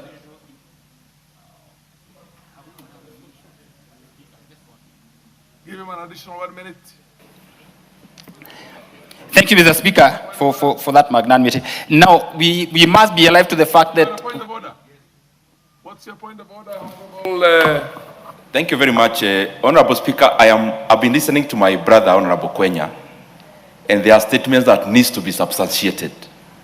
That the National Treasury actually appeared before the committee of this House and purported to say that one of the debt management tool will be the lowering of the CBR rate. The Central Bank of Kenya and the CBR and the Monetary Policy Committee should actually act independently from what the Treasury and the Fiscal Policy is. Order. Are you talking from a point of knowledge of information or the practice? If it is a practice, we're not that qualified for that. But if you are actually saying that he's misleading the House, then that this was not discussed. Honorable Speaker, that is too weighty a matter that needs to be substantiated. Order. Do you have information as to exactly what has transpired within that framework of discussion? If you don't have information and you are not saying that Honorable Kwenya is misleading, then you can give your point of argument at the appropriate time. You're looking at the practice, not the actual incidents that happened. Proceed. Thank you, Mr. Speaker, for ruling my brother out of order, so then I don't have to respond. But fairly speaking, is that it is the mandate of central bank just to make sure that banks do not act at will, charging interest rates as they would wish. There is the minimum that is set by the central bank, and this is what I'm talking about. And indeed, even with this kind of borrowing that has been happening in the country, it is interesting that the interest rates have remained low. If that is sustained, then borrowing domestically is okay, because that interest will again go to the pockets of Kenyans, as opposed to whereby we pay interest that goes out of the country to benefit the institutions that we borrow from. I rest my case and I support the report. Omboko Milemba. Thank you, Honorable Speaker, and I thought we were speaking for 10 minutes. I realized it's much shorter. Honorable Speaker, thank you for this opportunity to speak on this particular one on debt strategy as moved by the chair of the debt committee. The Honorable Speaker, when we talk about debt in this country, it's a topic that now is very, very sensitive and it's a concern of every person. But formerly, this was not the case. And therefore, I also want to thank this House that over and over the years, and specifically the 13th Parliament, it has introduced the Committee on Debt, and which is actually helping us to oversight everything around debt and the debt management strategy in the medium term. But Kenyans are very concerned about debt. In the period up to the end of the reign of President Jomo Kenyatta, nobody really got concerned about this, and debt was welcomed. That particular time would also get grants. Grants currently are not really forthcoming, and if you were to go into the history to see where Jomo left the debt at, it's very, very marginal and very minimal. But even when Moi took over from Jomo, and when he left leadership, the place where President Moi left the debt was still very, very low. And when you look at the figures, because they are all over within the public sector and on any other platforms that have highlighted debt, you'll still find that it was just in the tune of about 3 to 4 billion. When you look at the reign of Mwai Kibaki, the economist, he still handled debt in such a way that it never went to spiral very high up. In fact, it's only during the reign of Uhuru that then the debt spills and becomes almost double the figures. You can check that on Google, because I've severally done this, Honorable Speaker. And then the debt becomes more than even triple, and then we get to where we are. So by the time then William Ruto, as the Excellency President, comes in, the debt is already in an unmanageable situation. And that is where we are, and it's very important Kenyans look at that.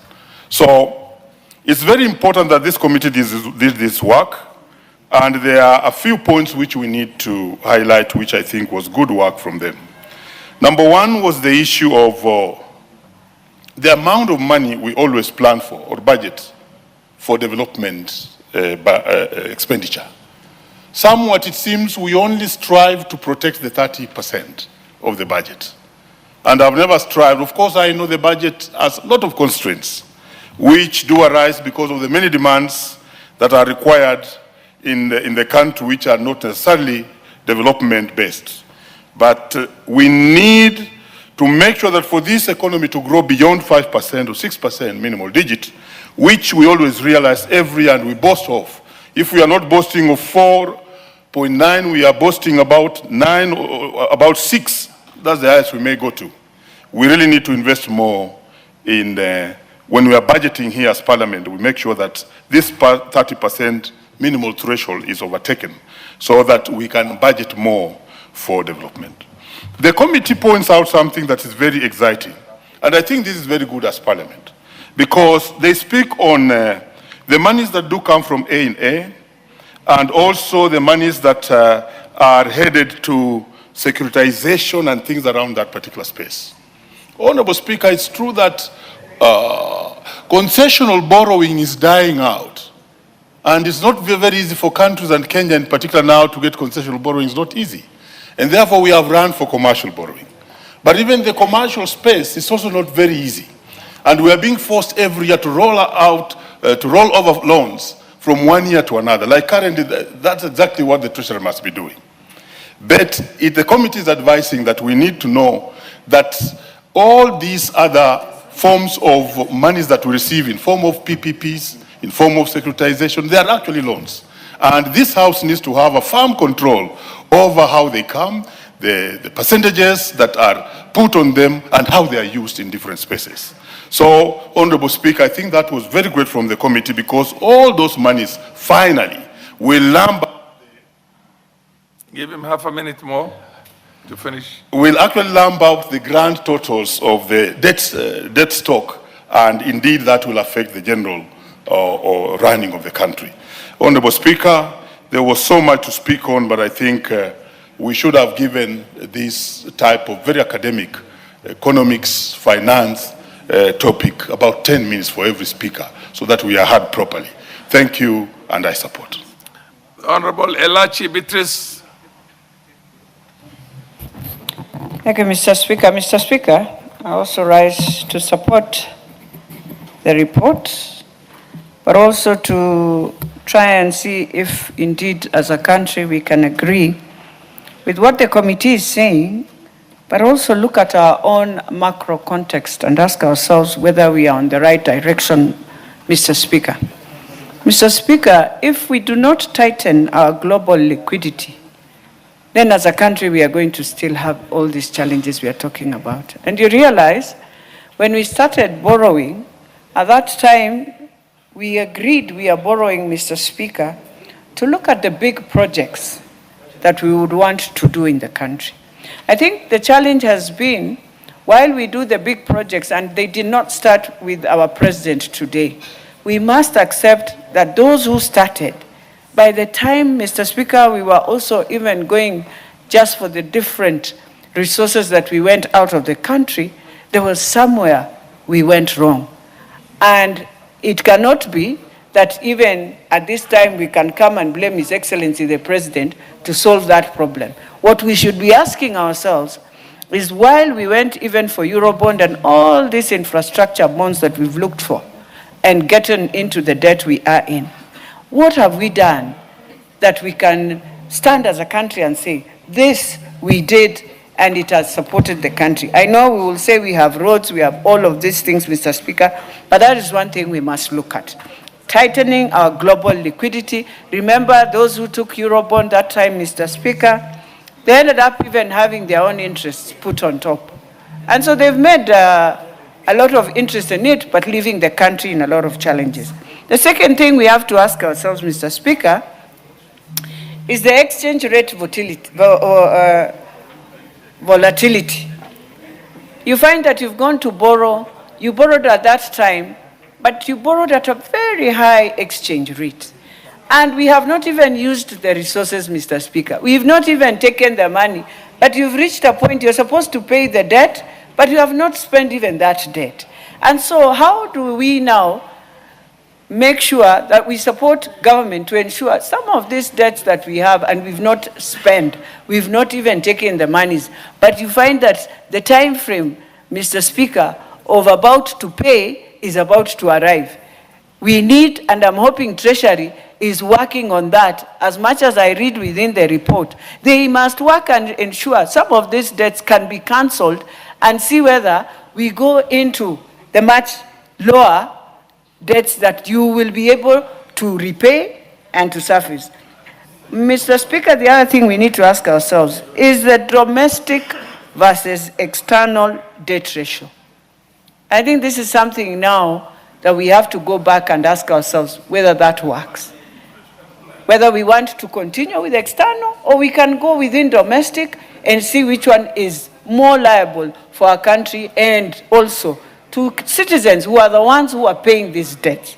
Mr. Speaker, when I look at all that we are in today, the key risks and indicators of all that we are going to go through is the debt service and revenue ratio. So you realize we are looking for revenue to pay the debt, but the ratio is so low that Kenyans are really trying with the revenue that they have, but I know we are not able to pay all these debts. So can we now go down and ask ourselves, how do we ensure we continue with these large infrastructures that we have, but follow and maybe even the different infrastructure funds that are coming up, are they going to help us now to reduce the debts that we have? You realize we are about to get into, I think 26, 27, 27, 28, Mr. Speaker, as I finalize, we shall find ourselves again, very soon, being told we have to pay the remaining amounts that were for Eurobond. Mr. Speaker, as I finalize, I just want to say, as a country, even as we do all this, let us remember the past is so limited, Mr. Speaker. I beg to support. The Honorable MP for Nairobi, Women Rep. Thank you, Mr. Speaker, for giving me this opportunity. I rise to support the adoption of the report of the Public Debt and Privatization Committee on the medium-term debt management strategy for the financial years 2026, 27, 28, 29. I commend the committee for their thorough examination of the strategy and for the clear policy and financial resolutions contained in the schedule before this House. Honorable Speaker, debt in itself is not the enemy. In discipline, debt is. The report outlines a fiscal consolidation path, reducing the deficit from 5.3 to 3.3 of GDP over the medium term, and proposes borrowing mix of 22% external and 78% domestic borrowing that signals seriousness and discipline. But as we adopt this report, we must be clear. We must reduce the deficit, but not at the expense of growth. We must balance our books without shrinking our economy. If we tighten fiscal without protecting development expenditure, which the committee correctly emphasizes, we risk slowing the very growth that will help us repay this debt. I strongly support the recommendations that the development spending must remain above the statutory minimum threshold, because the only sustainable debt is strategy in growth. Honorable Speaker, this report rightly calls for transparency in securitization, private-public partnerships, and alternative financing mechanism. That is critical. If it creates fiscal risks, Parliament must see it. Hidden liabilities undermine public trust. Debt is intergenerational. It is about whether our children will inherit opportunity or obligation. When we look at the President's focus on infrastructure, power stations, dams, affordable housing, sporting facilities, schools, hospitals, smart agriculture, we see borrowing directed towards productive assets. Housing in particular deserves careful reflection. The housing levy was introduced as a structural funding mechanism for affordable housing. That reform was bold and necessary. However, demand far exceeds what the levy alone can sustain. As we implement this strategy, we must ask, can we optimize existing mechanisms like the levy before increasing borrowing? Can we strengthen PPPs and private capital participation to reduce pressure on public debt? If we can inject more into housing delivery without increasing debt exposure, then we enhance fiscal prudence while accelerating social impact. Because housing is not just about houses. It's a stimulus. It creates jobs, it strengthens SMEs, it builds household assets, and it expands our tax base. If debt builds power stations, it drives manufacturing. If debt builds dams, it strengthens food security. If debt builds housing, it creates jobs and dignity. If debt builds schools and hospitals, it strengthens human capital. This is what strategic borrowing is all about. Let us therefore adopt this report with clarity, borrow for productivity, not consumption, disclose all fiscal risks, optimize internal financing before expanding debt. If we do that, our children will not only inherit obligation, but they will also inherit opportunity. I support the report, Mr. Speaker. Thank you. Raso Dida. Two ladies, Dido. Thank you very much, Honorable Speaker. Honorable Speaker, I rise to support the report by the committee. Listening to them, I think the famous saying, as far as debt is concerned, is to cut your cloth according to your size. We all know in this house that debt is necessary for countries to grow, even at the individual level. You must borrow sometimes to make ends meet. Mr. Speaker, what I expected the committee to lay out is what are the positive macroeconomic indicators to give us the futuristic. What is the future? How does the future look like as far as the Kenyan economy is concerned? We are not safe from vagaries of international financial systems and problems that occur many, many miles in Europe, in America. Of course, they will affect us because our economy is not insulated from the rest of the world. Mr. Speaker, the revenue of 17%, if indeed they are true to what they have presented, it has been there for quite some time. And for us to grow this economy, that revenue must rise to 17, 18, 20, 22%, so that you can comfortably say, yes, I have enough money for development. I can be very comfortable to say that I can pay all my workers. Or what is ongoing as far as project is concerned, that will be able to pay, that liquidity is there. In the absence of that, then we'll be struggling. Honorable Speaker, for us to meet this debt strategy as outlined by the committee, this economy must grow every day. We cannot run away to say that, as Honorable Undo there said, that we are borrowing too much. We can never be borrowing too much if we are not borrowing for recurrent expenditure.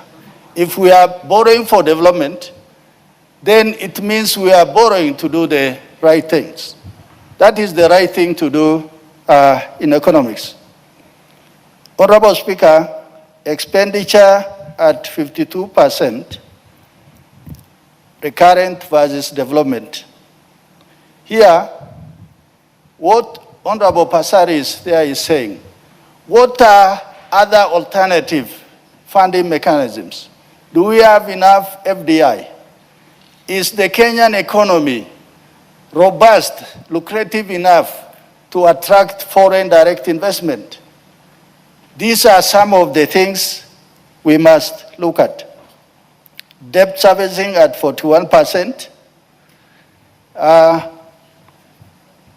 If basically we are borrowing to pay off debt, then it means we are not moving.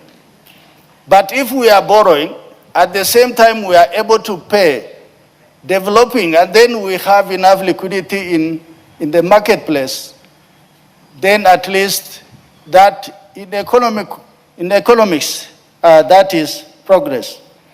Honorable Speaker, one thing that is important that the committee has told us is the issue of PPP.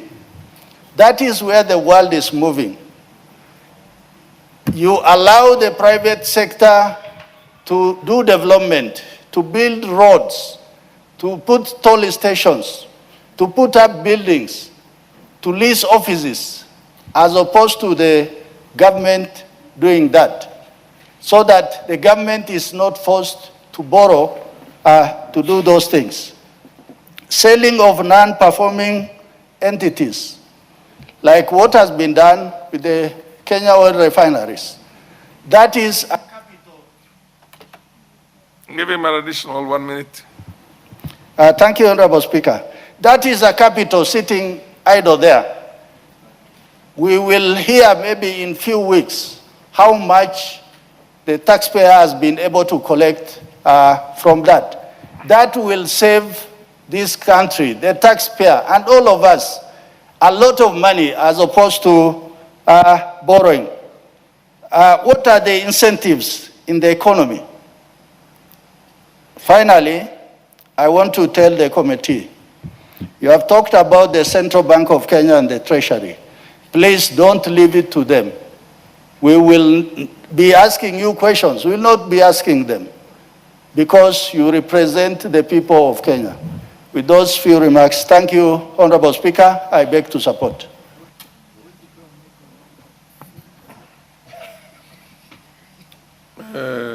Basil Robert, followed by Ndindi. Thank you, Mr. Speaker. And I rise to add my voice to the members who have supported this, the report from the Committee of Public Debt and Privatization Committee on Debt Management and Mid-Term Strategy. Mr. Speaker, from onset, I want to say that borrowing is not the problem. If you look at the debt ratio to the GDP of countries like Japan, it stands at 230 to 250%. If you look at a country like United States, the debt ratio to the GDP stands at 120%. In Kenya, our debt ratio to the GDP stands at 68 to 70%. But now the question is, how do we use the money we borrow? That is where the $1 million question stands at. Remember, we are talking of borrowing wisely, spending prudently. And that is where we are falling short from the progressive nations, Mr. Speaker. If you look at our country, instead of investing in very solid impact projects like roads, energy, manufacturing, we are not putting so much emphasis into this. And that is why, as a house that is planning for this country, for now and future generations, Mr. Speaker, we need to reverse the way we are spending our money. If we borrow money, let's put that money in areas where it's going to regenerate itself and be able to have revenue to drive the economy, Mr. Speaker. If you look at the amount of money we are borrowing, we have consequences, and one of it is increased debt. That is the burden to service the debt. That is one of the serious consequences we are having as a country, or we are facing. Most of the poor, they actually bearing the largest burden to be able to meet the cost of servicing the debt. And that is why, as a house that plans for this country, we need to plan wisely, Mr. Speaker. If you look at our currency, the depreciating Kenya shilling has consequences when it comes to the cost of repaying external debt, Mr. Speaker. And if we don't plan very well, the cost of living will continue to increase, and that will have detrimental consequences in all facets of the economy, Mr. Speaker. So in principle, we need to focus on proper use of the money we borrow, Mr. Speaker. Again, we need to look at better options to be able to raise local resources. We talk of strengthened domestic revenue mobilization. We seal the leakages in tax collection. That is through Kenya Revenue Authority, the KRIM. Mr. Speaker, we need to negotiate for longer grace periods to pay debts, as well as lower interest rates to pay the debts that we borrow. That is on the funds that we borrow. Mr. Speaker, we also need to cut wastages and duplication of resources.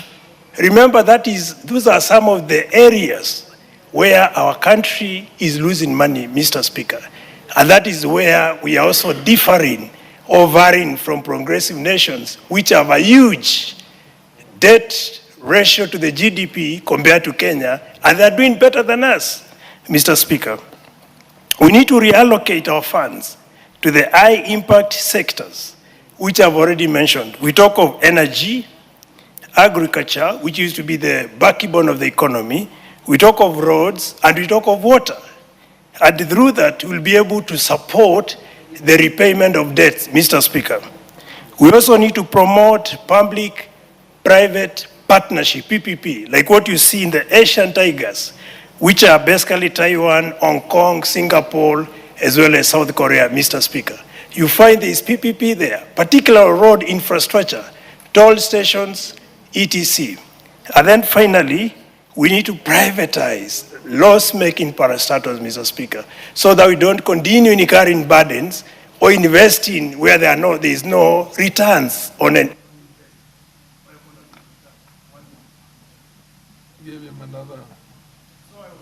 I was trying to summarize my own summary. 1 minute, yeah, proceed. Yes, by saying that we need to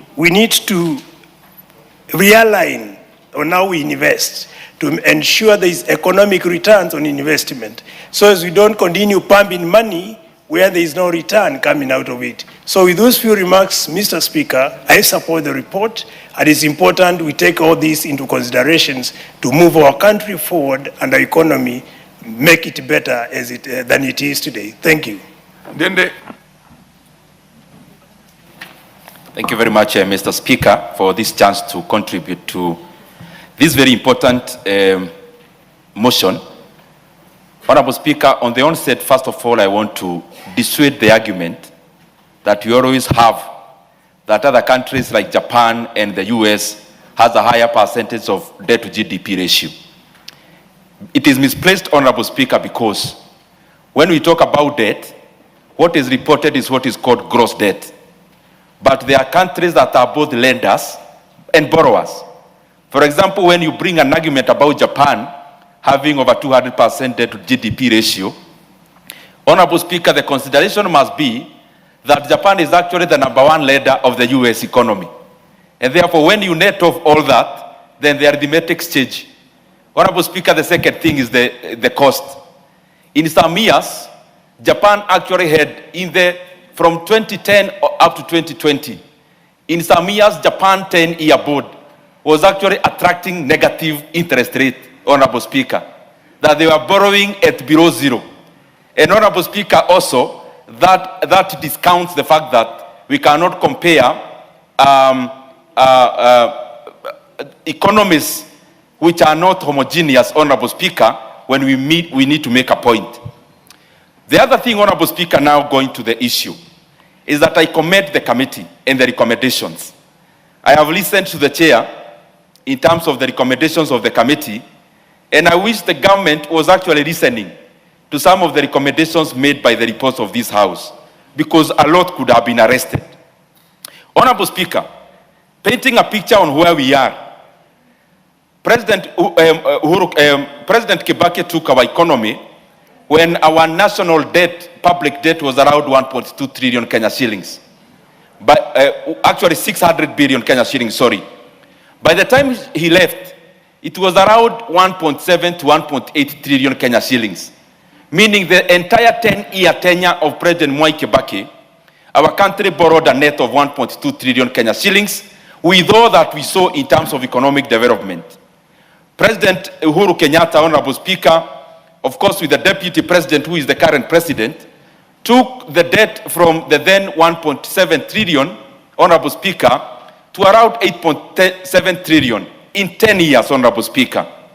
Honorable Speaker, now this administration, in the 3 years and some months that has been there, the debt has grown from 8.7 trillion Kenya shillings to over 12.5 trillion Kenya shillings.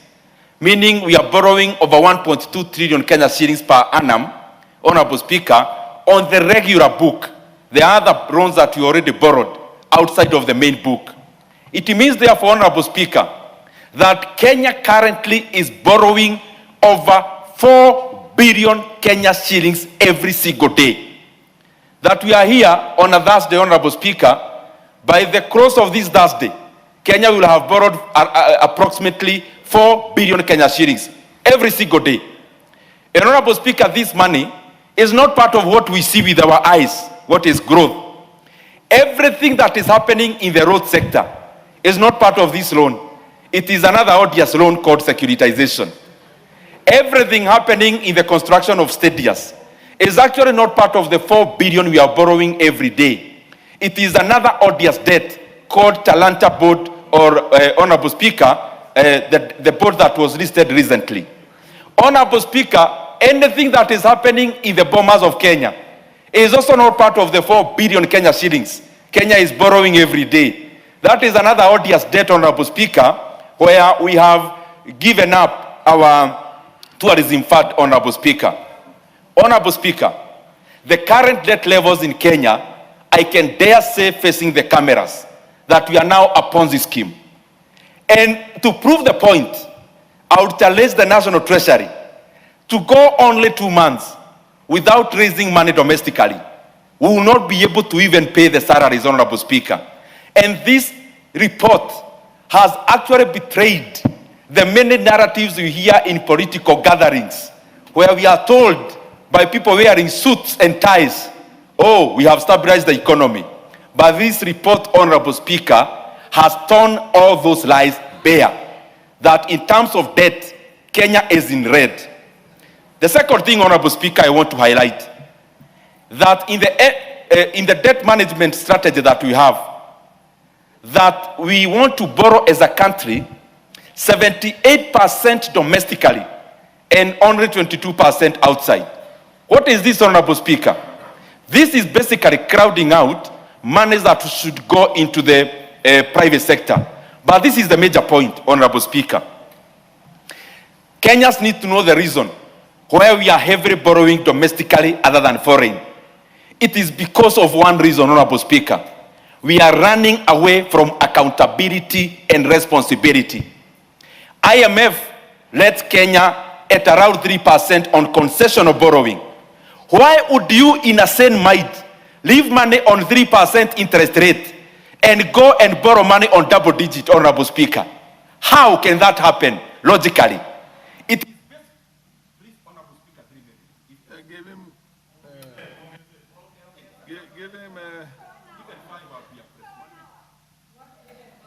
Give him being actually given a minute each. So see how you can do, how much you can do. But just for the interest of the chair, you said that Japan is borrowing from Japan. I can make the point. Japan is borrowing from itself. That's why it's got a 240 something. Where does it borrow from?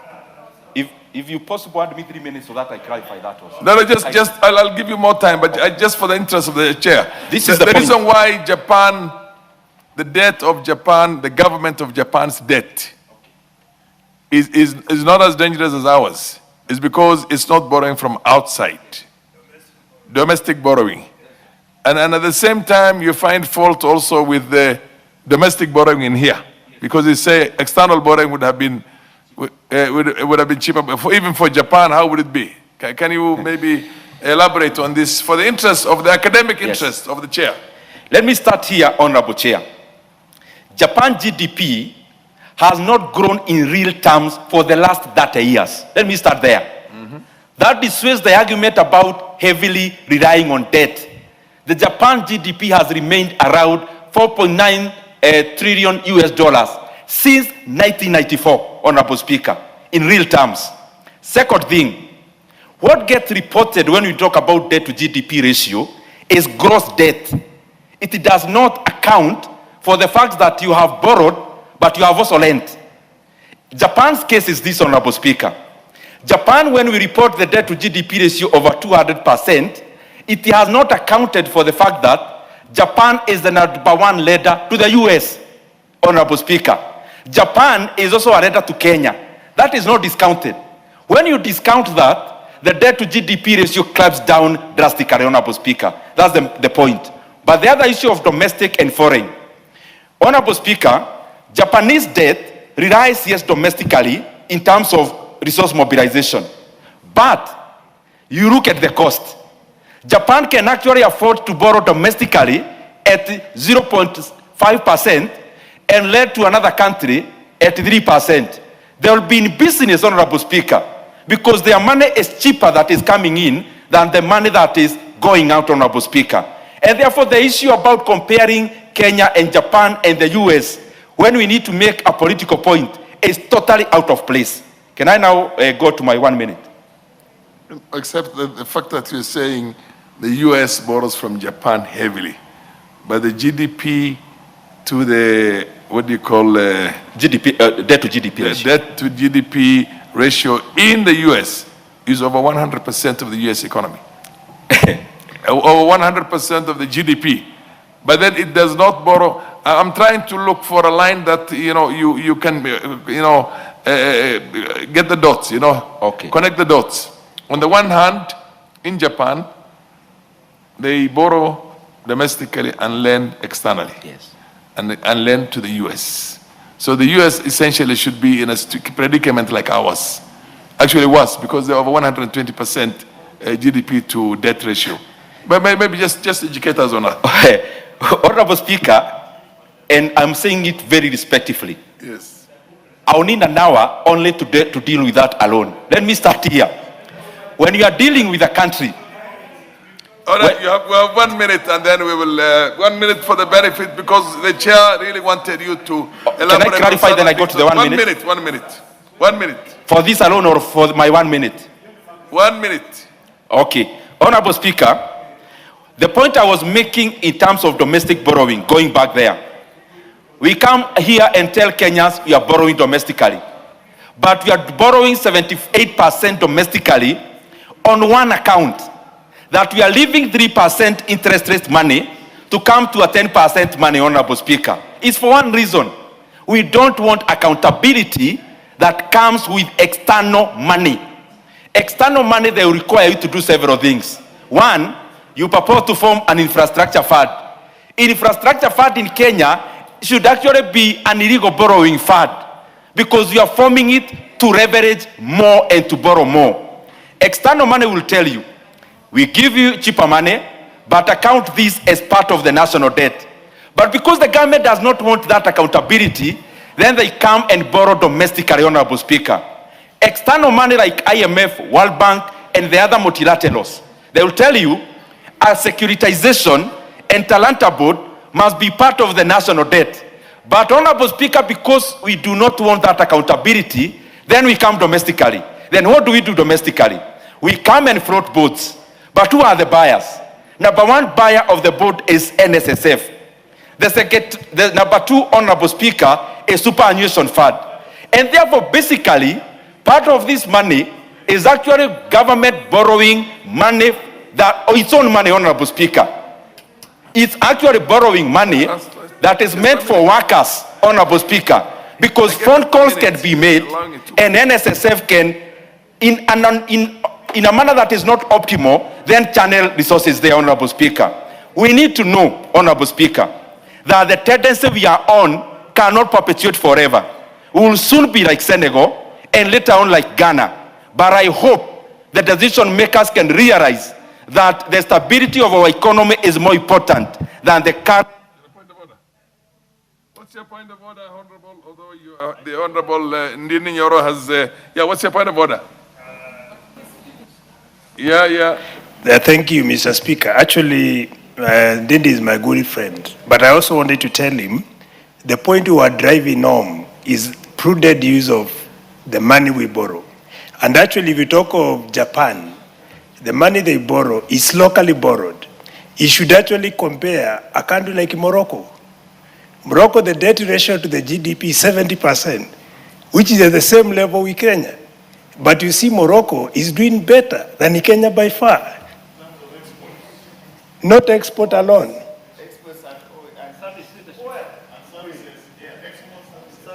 So we also need to be honest ourselves, so that we don't just talk, criticizing everything, but being positive criticism. And that is what I was trying to tell my brother, Dindi. What's your point of order, the Honorable Dr. Wilberforce Oundo? Honorable Speaker, with deference to the young No. You can't have a point of order. No, On a to point of the order. Order will be forced. You cannot have a point of order on a point of order. Okay, on Choki. Charles on Choki. Thank you, Honorable Speaker, for the opportunity so that I can make a contribution to this motion. I wish to... The chair will make a ruling on a point of order, not you counter-arguing it. Proceed. I wish to commend the committee for coming up with this strategy, but allow me to make the following observations. I'm not confident that the total public debt is accurate. I'm not sure that the pending bills that we hear from time to time, year in, year out, being interrogated are included as part of the public debt, which they ought to. The same applies to implicit bills or implicit debts, as well as the pensions. So that we need to start from a point of doing a very accurate assessment of our debt position. Mr. Speaker, talking about a 2% to 18% mix of domestic and external borrowing, what it means is that there's going to be crowding out the private sector. The banks are going to sit pretty because they are sure of getting their risk-free 13-14%. They'll not be innovative in looking for more products that can bring more money, particularly targeting the small businesses. So what do the small businesses do when they are crowded out from the formal financial system? They are going to turn to micro and digital lenders. The micro and digital lenders are very interesting players in this market. Many of them are not regulated, but fair to say their terms of lending are unfair, are unconscionable. The interest rates are anything between 30% to 200%. So what that means is that the fellas are going to look, because they're looking for bridge finance, they're required to find collateral, which is supposed to be maybe a motor vehicle with logbooks, and then evaluation is very poorly done, maybe 50% of the market value of the collateral, and most of these loans are going to be defaulted. So what happens, these poor fellas, the small businesses, are going to have their collaterals seized and auctioned by the lenders, causing distress and failures of businesses, and raising the cost of doing business in the country. Mr. Speaker, we need to have a mix that encourages the private sector to borrow more from our local market so that they can thrive, they can produce services and goods that are competitive from the other markets that have access to this region. So, Mr. Speaker, equally, we need to improve the credit rating of the country so that we can attract the international borrowing that is concessional. We know that we've been struggling as a country to ensure that our rating has improved. We need to do better so that our rating is better. We need to reduce the debt service costs. We need to improve our revenue collection and some of the measures that are going to make sure that our borrowing is sustainable, our debt is sustainable, and that as well as the private sector is not crowded out. I thank you, Mr. Speaker. The Honorable Karoli Omondi. Thank you very much, Right Honorable Speaker. I actually rise to acknowledge the boldness of this report and the good work they have done. I think if you see the analysis that has been carried out and the recommendations, it is a very bold report. For example, if you go to paragraph 25, in terms of solvency of our debt sustainability analysis, this report clearly states that the debt to GDP ratio is projected to be about 65%, which actually is above the 55% plus 5 statutory ceiling set out under Section 50 of the Public Finance Management Act, Cap 412. They even go further to say that the targets that have been set, even in 2028, are unlikely to be met. I mean, this is very frank. And I think the country is being given the true picture of our debt situation. Paragraph 26, liquidity perspective. Debt service to revenue, as well as debt service to export ratios, are expected to breach the limits over the medium-term horizon. Honorable Speaker, what is clearly being said is that Kenya's current debt situation is close to what you call debt distress levels. But, Honorable Speaker, whichever parameter you look at, whether it is risk of external debt distress or overall risk of debt distress, all those parameters, the results are that they are very high. And I think this report gives a very true and accurate picture of our situation. But what probably Kenyans need to remember is, how did we get into this? We should remember that in 2014, Kenya was reclassified from a low income to lower middle income economy. The reason why this was done, I think they call it rebasing, was that Kenya would then have the capacity to borrow from international financial markets. But what was not properly explained to Kenyans was that the opposite of that would be that we would lose access to other interest-free loans and grants, like what Honorable Ndindi was describing, certain World Bank or Bretton Woods support system. And the net effect of this is that we have begun to borrow from commercial markets, which are more expensive than like with the Eurobond, which we were not even able, the first Eurobond we were not even able to pay. We then refinanced it and borrowed more. And we are now in that famous cycle of African countries who have gone to Eurobond style of always refinancing and recycling that debt. Concessional loans, such as the ones you get from IMF and the World Bank and other multilaterals, would, as Honorable Ndindi has correctly said, would average about 3% interest rate plus service charge and capacity, whatever it is. But commercial loans are anywhere between 8 and 12%. Actually, because of this rebasing, because of this reclassification of Kenya from lower income to lower middle income economy, our debt to GDP ratio rose from 2011, it was at 36% to 68% in 2025. And in 2021, we actually entered into an IMF program to deal with our debt vulnerabilities. So, Honorable Speaker, I think we need a conversation on this issue. Because even the money that was borrowed from the commercial markets to finance the infrastructure, the investments did not yield the economic output that we expected, either in terms of economic performance or better export performance.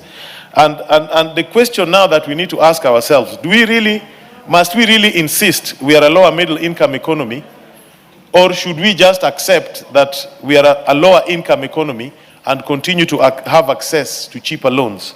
Honorable Speaker, there are other issues that we need to talk about when we discuss Kenya's debt problems. One is overpricing and corruption of our projects. The securitization, if you look at the Talanta Stadium, when we did an analysis on it, the financing mechanism, 6 billion, we figured out as a committee of sports that there would be 6 billion excess payment. Bomas of Kenya, there's no transparency there. Nobody knows how that is being financed. There's excessive expenditure. We were being told as recent as last week by the Auditor General that State House spent 2.7 billion in excess of its budget. And, Honorable Speaker, unless we do all these things, we deal with corruption, we deal with efficiency, we deal with waste, nothing will change in our debt management. Finally, let me just make a proposal as a way forward. I think it is time to amend the CBK Act to allow subscription to government bonds electronically and in small denominations, just the way we use M-Pesa platform now to buy shares. We should democratize the ownership of borrowing.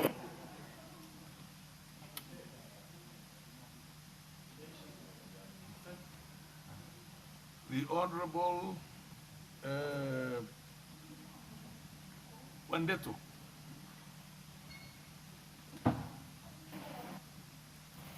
Wandeto. Yes. Thank you, Mr. Speaker, for the opportunity to... It's very interesting to... This is very academic, and I think for the benefit of the chair, it's clearly academic, but very, very interesting also, because the U.S. only borrows 3% of its all. I want Ndini Nyoro to hear this. Honorable Ndini Nyoro, the U.S. only borrows 3% of its own total debt, which is 36 trillion US dollars. and they only borrow 1.2 from Japan. And over 80% of the borrowing of the US government is domestic. And well, we will respond at a later moment, because when data is on there. I want everybody to hear this here, because I'm trying to see if there's a parallel. If you borrow domestically, it's bad, or if you borrow externally. In both cases, there are success stories of both. But anyway, continue, Wandeto. Thank you, Mr. Speaker, and thank you for the interesting discourse that you brought to the House. Mr. Speaker, I also rise to support this medium debt strategy, and the people of Balambala should go to bed tonight very proud of their Member of Parliament. They sent a good brain to this House. Mr. Speaker, a number of the issues I would have wished to raise have been raised, and so I'll just gloss over them quickly and maybe just propose one or two bills into this report, even as it goes to the next stage. Mr. Speaker, as it has been rightly pointed out, I think one concern coming out of this report is the proposal to peg our domestic borrowing to about 82%. Knowing, Mr. Speaker, very well that the SME sector is the biggest driver of job creation and economic growth in this country, anything that may undermine access to credit for small businesses and even for households, Mr. Speaker, is going to have a detrimental effect. I think we are basically proposing to perpetuate the level of profitability that we have seen in banks. Even the poorly run banks in this country, Mr. Speaker, all of them make profit, because most of the bank CEOs don't have proper day jobs. All you need to do is to wait for the Friday auction of the CBK paper, bid, and you'll make profit, because there is a ready customer called the government.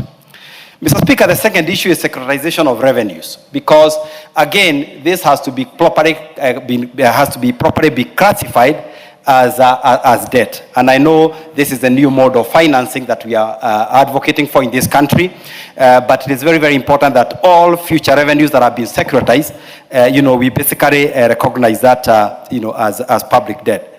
Mr. Speaker, the other issue is pending bills. If you look at pending bills, in my opinion, and I probably I don't have the proper statistics, they must be the third biggest source of government revenue after taxes and borrowing. The third one must be SME financing in the name of public debt. And Mr. Speaker, it's important that maybe in this country we come up with a policy that any pending bill above 180 days, or whatever days we can think about, be officially classified as a public debt. The other one is, Mr. Speaker, is public-private partnerships, which again have become very, very common in this country, and it looks like the Kenya Kwanza government, that is the route that they are advocating. But almost all these PPPs carry a contingent liability. For example, Mr. Speaker, we have this expressway.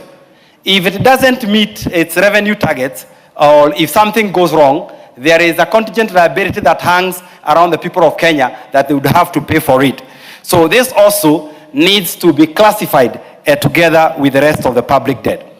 Even the upcoming infrastructure fund, where we are being told that every shilling will attract an additional 10 shillings of debt, also needs to be properly classified, as public debt. But Mr. Speaker, the elephant in the room on public debt has been value for money. In this country, EACC estimates we lose about 608 billion shillings per year on corruption.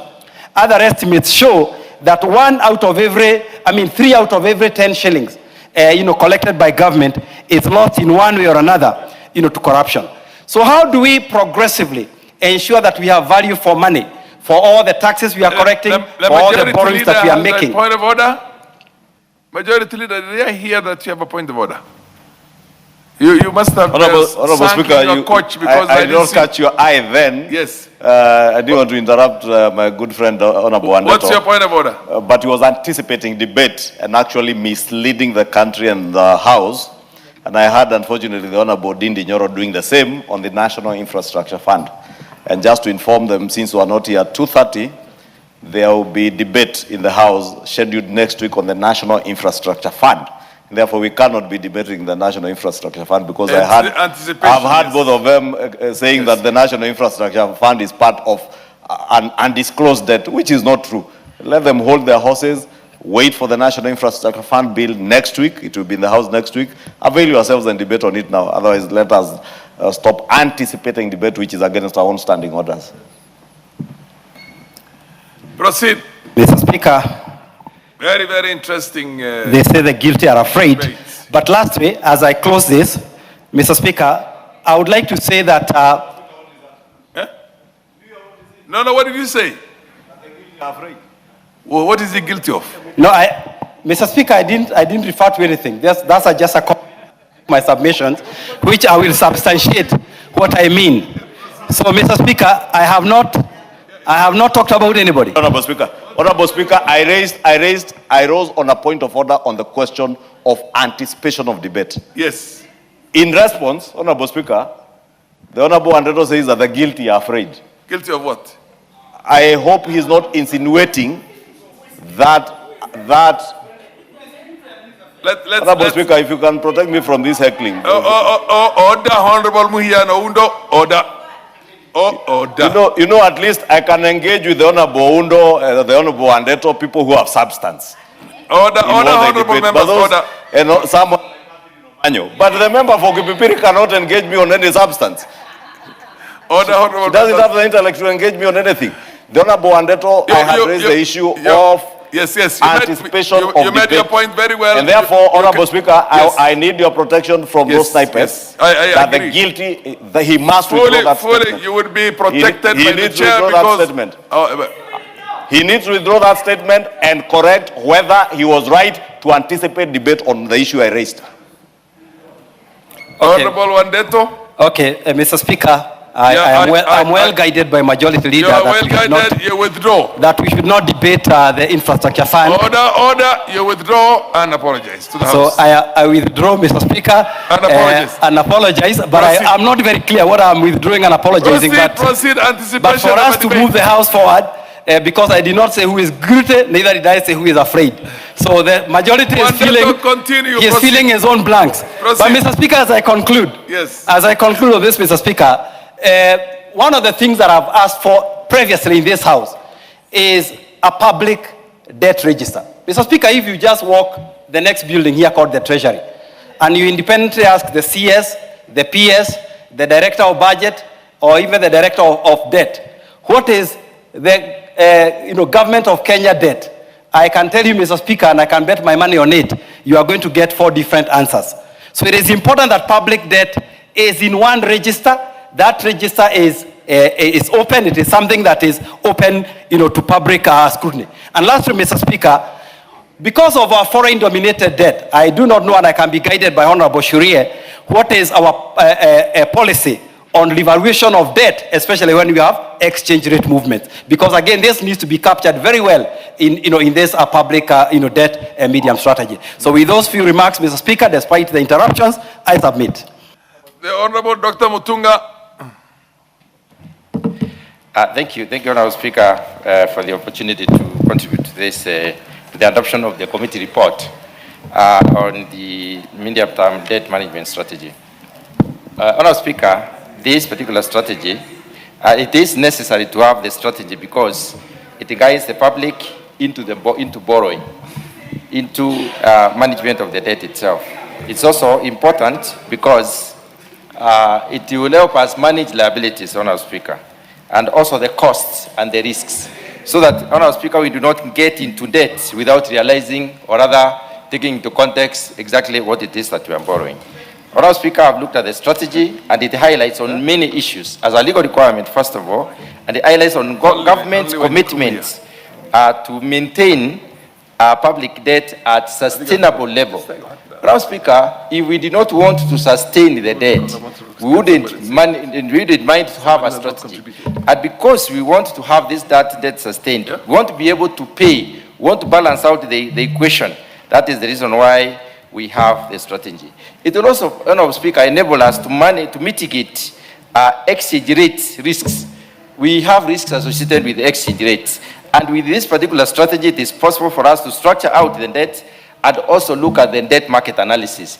Get to know where can we get better rates should we go for external or should we go for domestic debt? And each of them has got implications, Honorable Speaker. If we go for external debt, Honorable Speaker, we have possibilities of negotiating a long-term, borrowing. We have possibilities of negotiating what we call concessional loans, and we also have possibilities of negotiating the period before the period before we start repayment, the grace period. So, Honorable Speaker, when you look at the local situation or the borrowing from the local market or internally, it also enables us to sustain our economy as a people. Enables us to offload the bills, the treasury bonds. Honorable Speaker, it also enables us to inform the government of the opportunities that are there, the opportunities for borrowing, and the diversity of possibilities that we have.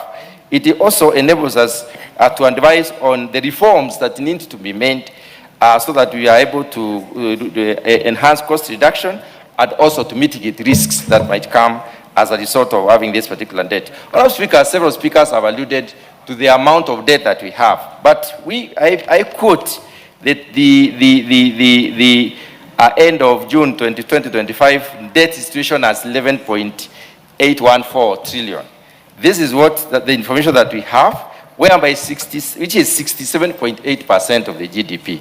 Honorable Speaker, it is important to manage the debt through a strategy so that we do not keep on increasing the debt. We do not basically borrow carelessly.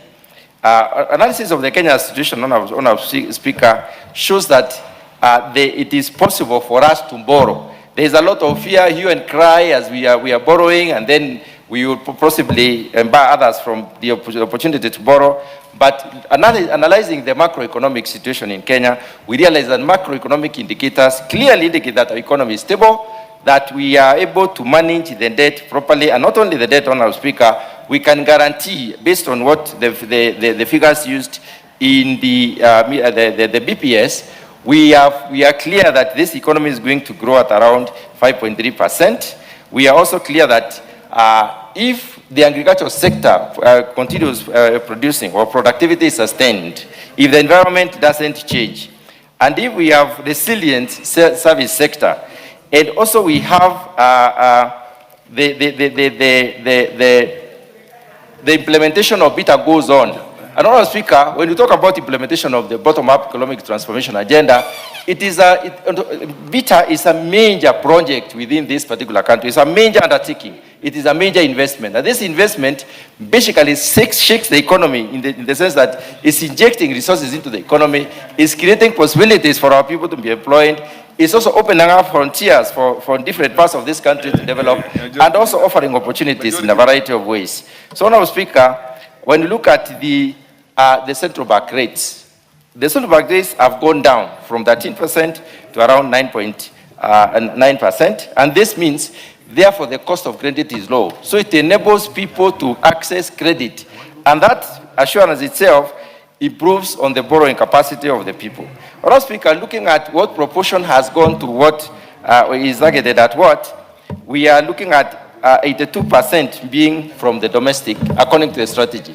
And this helps us to realize that our economy is growing, our economy is becoming resilient, and it's also can sustain some of these issues. Honorable Speaker, the strategy is okay because it enables us to structure out in development in the midst of so many possible shocks. It also helps us basically to manage payment of the debt in the event that we have socio-economic shocks across the world. Honorable Speaker, with those few remarks, I support adoption of the committee report. Majority Leader. Thank you, Honorable Speaker. Honorable Speaker, I rise to support this report and the motion by the Debt Committee, and allow me to take this opportunity to commend the Honorable Shurie and all the members of the Debt Committee for the great work that they have put in. Honorable Speaker, if you go through the resolutions of the committee, because I hear what many of us are tempted to do is to speak to the gallery and not restrict ourselves to what is before the House. And I know many are tempted to speak to the gallery because they think it will excite those ones out there. But when you are elected to this House, Honorable Speaker, you are charged with the responsibility to oversight government, legislate, and also represent the people. but not to mislead the people. And Honorable Speaker, that is why I rose on points of order. When people start misleading the country that the National Infrastructure Fund is another fund for borrowing, because it is not. And those who sit in the debt committee will tell you. Honorable Speaker, the other lie that I have listened to is that securitization is another form of borrowing. Far from it, Honorable Speaker. It is not another form of borrowing, Honorable Speaker. Because all that you do in securitization is a conversion of your non-liquid or non-tradable assets into tradable securities, Honorable Speaker. That does not constitute borrowing, Honorable Speaker. And that is exactly why when you securitize, Honorable Speaker, you move the assets that you're doing out of your balance sheet. That is why the securitization process that you have done with your roads is not part and parcel of the balance sheet of the government of Kenya. And that is why the trade committee, not the trade committee, the debt committee, Honorable Speaker, will not be reporting to you on such issues as part of the borrowing of our country, because they are not part of your balance sheet. And even you as an individual, if something is not on your balance sheet, is neither an asset or a liability on your balance sheet, it cannot be part of your borrowing, Honorable Speaker, because your borrowing will be part and parcel of your liabilities on your balance sheet, Honorable Speaker. Honorable Speaker, allow me to restrict myself to the issues that have been raised by the committee, the real issues that we should be doing as a house, because the debt committee has done very well. And if you read their recommendations, part of what they are telling you to do, especially on public-private partnerships, is to ensure that PPPs, securitization, and other alternative financing mechanisms are fully integrated into a fiscal risk reporting and stress testing. Because that is all we need to do as a nation, to ensure that all our PPP projects, all our securitized and other alternatives forms of financing that we get into, do not in any way in the future overburden our country or become a risk to our economy, Honorable Speaker. Because when you create special purpose vehicles outside of the mainstream systems, Honorable Speaker, you must also be able to test them, stress test them, as the committee is telling us. And that is the responsibility our debt committee and this House must carry out very well. Honorable Speaker, the other good recommendation that I saw is the call for the National Treasury to do what they call risk mitigation plan around the election cycle. Because every electoral cycle, every 5 years, Honorable Speaker, you know, our country is faced with risks around the electoral processes. And therefore, this is the right time, and I must commend Honorable Shuria and the committee for sensitizing the National Treasury and all of us that we must have risk mitigation mechanisms or plans to mitigate on risk that will be associated with the interruptions that come to, during electioneering times and during our electoral cycle, Honorable Speaker. Honorable Speaker, the other recommendation, Honorable Speaker, that the committee has called on this House to do revolves around the issue of our expenditure rationalization. Because every year, and I've heard some of us say that we make recommendations that Treasury doesn't follow through. We must ensure, and the Budget and Appropriations Committee, our Public Debt Committee must help us, because this House works through committees, to ensure that there is proper rationalization of expenditure. And especially now as we run towards the elections, there are things that will come in for IBC, requirements for IBC, and other security-related issues that if we do not plan ahead of time could be a risk to our costs or expenditure rationalization plans. And therefore, I'll add you three, because thank you, Honorable Speaker. You are a former chair of budget. Yes. And you know, when I was a former chair of budget, Honorable Speaker, even when I was removed as chairman of the Budget and Appropriations Committee, I stood firm to ensure that I supported the regime then in ensuring that we do the right thing. And when things were not done right, I would call it out. When they were done right, I would have the fortitude and the courage and the boldness to say, this is good for the country, because we must grow beyond petty politics. Because at times we allow petty politics and anger and the desire for revenge and settling scores to override common sense. and we even allow intellectual conmanship and deceit to take center stage, and you mislead the country by speaking very good English here, or very bad English, colored in heavy words, Honorable Speaker. Honorable Speaker, when we tell this country that Mwai Kibaki's budget was this much, borrowing was this much, you must ask yourself, Mwai Kibaki's regime operated under the old constitution of before 2010. They did not have the 400, almost 500 billion shillings today that you are obligated by the constitution to send to your county governments. The heavy budgetary requirements that the Uhuru Kenyatta regime and this regime beyond 2013 are confronted with are things that did not pertain when Mwai Kibaki was president, Honorable Speaker. Honorable Speaker, we cannot say that when President Mwai Kibaki took over government in 2003 from the KANU regime in 2002, there weren't issues. Issues were there. But truth be told, we have a very heavy governance system in this country. And I say this because I was in this house in 2013, Honorable Speaker, when the former chair of the Budget and Appropriations Committee, the Reverend Mutava Musimi, conducted the budget, the then huge budget committee that incorporated the Finance Committee and even the Debt Committee. It was a 51-member committee. Through a process where this house, through the Budget Committee, audited the implementation of the 2010 Constitution. And those records are here for those who care to read. So don't pontificate telling us, oh, things were here, they're here now. Mwai Kibaki was at this debt level. Be honest. Tell Kenyans that the circumstances then are not the circumstances under the 2010 Constitution. Lastly, Honorable Speaker, borrowing is not a sin. It is not.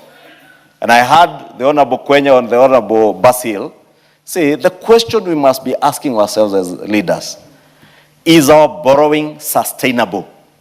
Are we putting our country in borrowing that we can be able to pay? Is domestic borrowing evil? No, it is not. We just need to make sure that our domestic borrowing is well balanced. And that is what I see the committee saying, that there must be a clear balance on our domestic borrowing so that it doesn't negatively affect our CBR rate and therefore cloud out the private sector from domestic borrowing. And that is why we need the alternative financing mechanisms. That is why we need securitization. Let us not demonize securitization. Because if we do not go for those alternative modes of financing, it means we go back and borrow. Is IMF loans and World Bank loans cheaper? Yes, they are. Can we access them as quickly as we'd want to be able to finance our obligations? No, we can't. That is the truth. And those of us who have served in the Budget and Appropriations Committee, those of us who have served in the Finance Committee know this as facts. And therefore, that's why I say, when we come and pontificate here and speak to the gallery, Honorable Speaker, again, let us be leaders. Let us not just politic. Cheap politics, at the end of the day, ends up in premium tiers, Honorable Speaker. And I want to ask those who are using these processes for cheap politics, it will end up in premium tiers, Honorable Speaker. I support the recommendations of this committee, and especially even in being able to increase how much we are putting into development expenditure. Part of that development expenditure is what will come through securitization.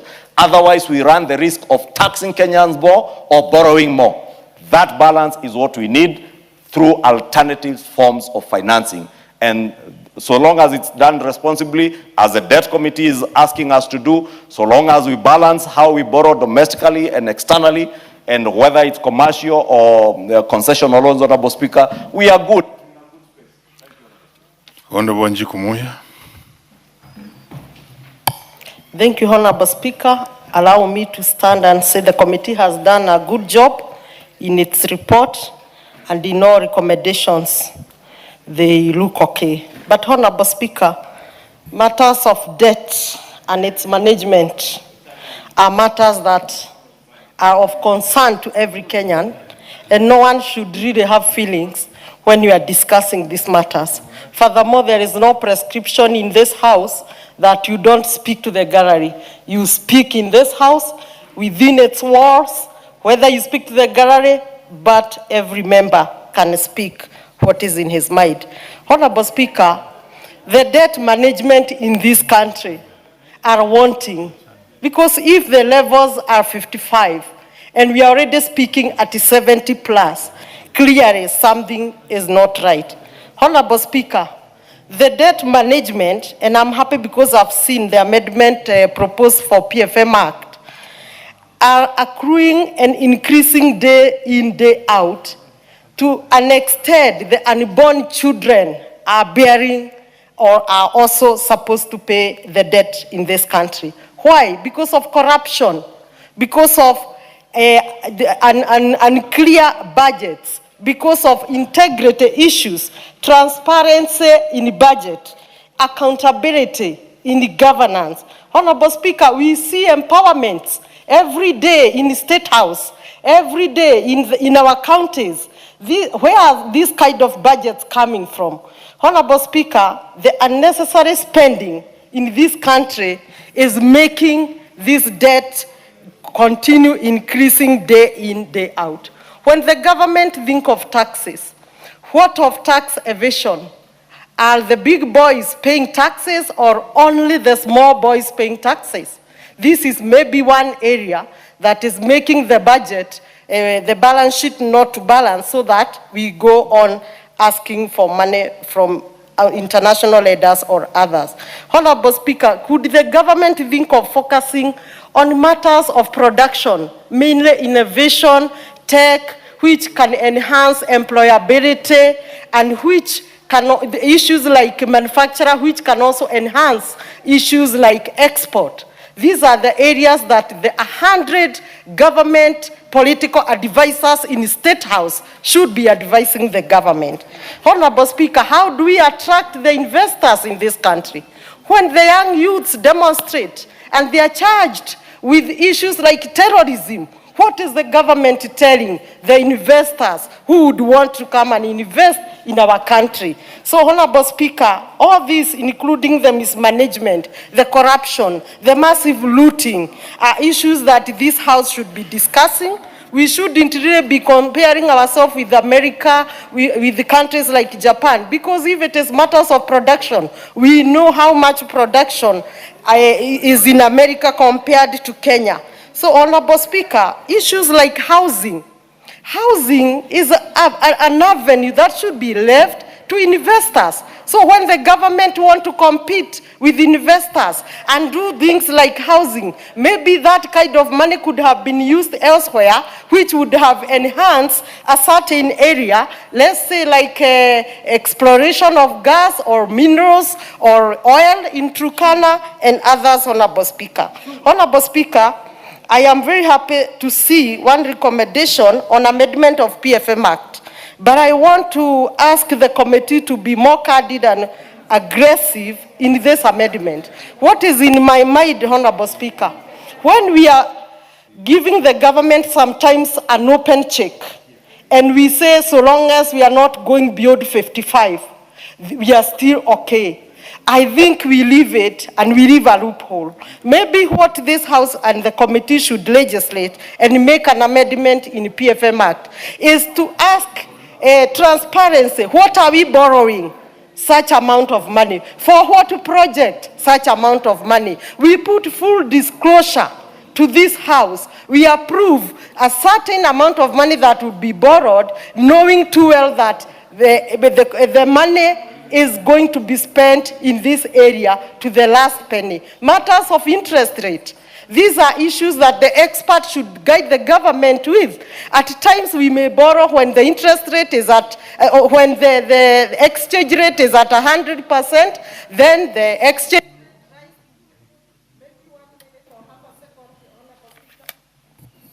Half a second, please. Half a minute. Which cannot work, so 1 minute. Thank you. Thank you, Honorable Speaker. Honorable Speaker, we have seen at time the exchange rate skyrocket. Maybe we borrowed at 100, at an exchange rate of even 80. And when we are paying back, we are paying at an exchange rate of 130. These are matters where the experts who advise the government or treasury should be discussing when they are borrowing, so that they agree that could even the exchange rate increase, we could pay not beyond this kind of exchange rate. With that, Honorable Speaker, I thank you. I speak of corruption, massive looting, this unnecessary empowerment, and I ask the government to focus on production. Very well.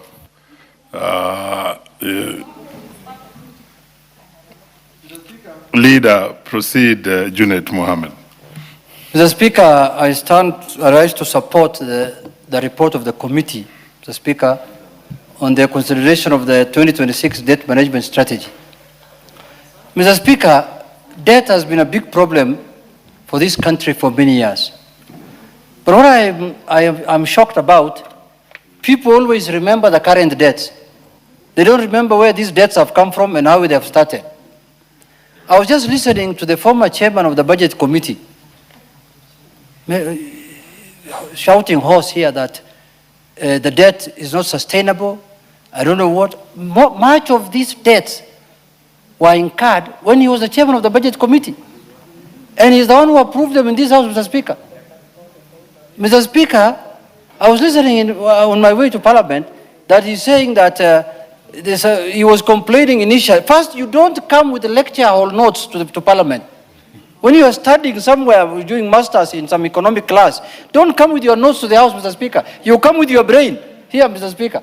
You can't carry. Standing orders prohibits people from reading from notes, Mr. Speaker. You go and meet your lecturer, and then he gives you some small notes like ile Mwakenya, old Mwakenya style. Then you come and use them here in the House, Mr. Speaker. Mr. Speaker, you come here with your brain because this is a house of people who should reason with their brain. Mr. Speaker, the other day he was telling us that the stockbroker, the other day he was telling us that Kenya Pipeline will not be bought. I am hearing now it has been oversubscribed, Mr. Speaker. He was saying that the Safaricom shares were overpriced. Now today again he's saying they are underpriced. Which one is which, Mr. Speaker? That kind of confusion is not good for the economy of this country, Mr. Speaker. That kind of confusion is not good for the country, Mr. Speaker. Mr. Speaker, when you are a toddler in economic matters, stick to your lane, Mr. Speaker. Stick to your lane. Don't become an intellectual and economic powerhouse after you have been sacked as a budget committee chair, Mr. Speaker. You stick to your lane. If you're a man who's handling a CDF committee money, just stick to that lane, Mr. Speaker. Other things are bigger than you. Mr. Speaker, I am not trying to defend this regime. But when this government came into power, Mr. Speaker, the economy was in a very bad situation.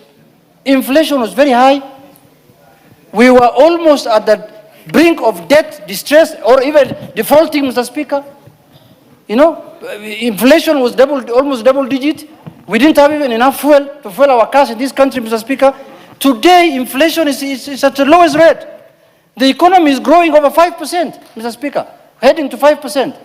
So, Mr. Speaker, let us not lie to Kenyans when you don't want to say the truth. If the truth does not suit your political agenda, then don't lie to Kenyans, Mr. Speaker. Mr. Speaker, I want to say this.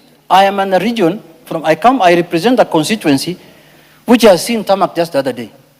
This country has been borrowing for the last 60 years to develop certain regions of this country. And we are paying those debts as Kenyans, all of us, Mr. Speaker. We are paying taxes to service those debts. You know, this is the year of the truth. The year of the Lord, 2026. Mr. Speaker, this country has been borrowing the last 60 years to develop tarmac roads, to give water, to give health care to just certain regions of this country, Mr. Speaker. This is the time to get equitable distribution of resources so that every Kenyan can feel he's a Kenyan, Mr. Speaker. If you go, in fact, we have been demanding as ODM for the last 5 years to have an audit, the debt to be audited, or an audit of the debt, Mr. Speaker. Because we knew that this debt has not been used equitably. You have been told this country has borrowed last 10 years 1 trillion. I don't see anything in my constituency. I don't see a road. I don't see this is now when I'm seeing roads. It is now that I'm seeing dams. It is now I'm seeing healthcare facilities being built. It is now that I'm seeing housing being done. Now, Mr. Speaker, the other day, 1,500 housing units have been advertised in my constituency, Mr. Speaker. For the first time since independence. The last group who worked in my constituency, Mr. Speaker, were the colonialists. I have never seen a development after colonialists, Mr. Speaker. The last building, even where the county commissioner is using, was built by the colonial regime, Mr. Speaker. Yes, after the colonialists, we have just been waiting for the government. And this broad-based now is when we have seen things opening up, Mr. Speaker. And Kenya has been incurring debts. Kenya has been collecting debts, Mr. Speaker. Mr. Speaker, these new prophets in town, hii manabii ya uongo, must stop what they are saying, Mr. Speaker. They must allow every Kenyan to enjoy the debt. If we are going to borrow, all of us must enjoy that debt, Mr. Speaker. We cannot borrow for a certain group to enjoy and then we pay together. Have you ever seen? Mr. Speaker, the leader can inform me. Because he's a chartered accountant. You know that, Honorable Junet. Senior accountant in the It's country. not your prerogative, but anyway, leader, proceed to inform Honorable. Honorable Speaker, you know, I've been to Suna, both Suna East and Suna West, and it is indeed true. And I wanted to inform the Honorable Junet that courtesy now of the alternative financing models, Suna West, Suna East, many parts in Migori County, and he can attest to that, are now seeing new markets being built, affordable housing being built. In fact, I saw a clip yesterday where somebody was saying, now even Jaluo can wave from the balcony. Those guys who patronize Bunga la Mwananchi. But more importantly, Honorable Speaker, what Junet is saying is that debt is not criminal to borrow. Honorable Speaker, you know there are people who have been pontificating here as if this is the first time we are borrowing. What happened, Honorable Speaker, is that in the last regime, debt was not managed. Our public debt was not managed. That is why if you listen to CS John Buddy, he will tell you that, and I have heard even the President say that, and these are facts that you can verify, even from reports by the World Bank and IMF, that out of 6 countries, African economies that were to default or were earmarked, that they were bound to default on their public debt. The only country that never defaulted was Kenya. All the other 5 African economies defaulted. Why? Because there has been deliberate management of public debt. And that public debt management is what we should be speaking to here, not the pontification you hear from people here who are just trying to make cheap political capital to push their village narratives, Honorable Speaker. And I must thank Honorable Junet because he has reminded us that there are many parts of this country that were secluded from development because people borrowed and that borrowing only went to certain parts of this country. And everybody was paying back that debt, Honorable Speaker. So let me inform Junet that I know even the dualling of national highways will go through Migori to Isebania so that we connect our economy to Tanzania and other economies in East Africa. Very well. Proceed to conclude. Mr. Speaker, I want to conclude by saying, you know, Mr. Speaker, I've just learned recently that politicians, when they lose their positions, either chairman of a committee or something, they can become motivational speakers. Mr. Speaker, they go to some hall, they say, oh, if you borrow 10,000, you don't need to put in that scheme, you put in this housing, then that housing is not going to give you money, put it in stock brokers. These are motivational speakers, Mr. Speaker. This country requires serious men and women like the people who are handling our economy today. People like John Buddy. Yes. Those are the people who can take us far, not motivational speakers, Mr. Speaker. Lastly, Mr. Speaker, as the leader has said, borrowing is not the issue. The issue is how you manage your debt. Even you, when you can borrow as an individual, if you don't manage your debt as an individual, you will be auctioned. So, Mr. Speaker, we must give credit to this government. That's the truth. We must give to this government that they found things that were very bad and they have managed it. They managed to pay the Eurobond. They managed to pay all the Chinese debts that were due. And today, Mr. Speaker, this country is not under debt. Honorable Junet, you have done very well. Add him 1 minute, he's a leader. Add him 1 minute, he's a leader. Just 1 minute. You have a microphone. Leader, you have a microphone there. Mr. Speaker, I want to conclude by saying that you remember when, after the general election, there was Eurobond to be paid. Who borrowed the Eurobond? Who put Kenya in the debt of the Eurobond? People who are destroying now are my party or ODM. Are the people who borrowed those things, Mr. Speaker. And they're using that money now to destroy my party, Mr. Speaker. Thank you very much. Honorable Eric Muchangi. Don't get worried, members will speak to this, and I can see you.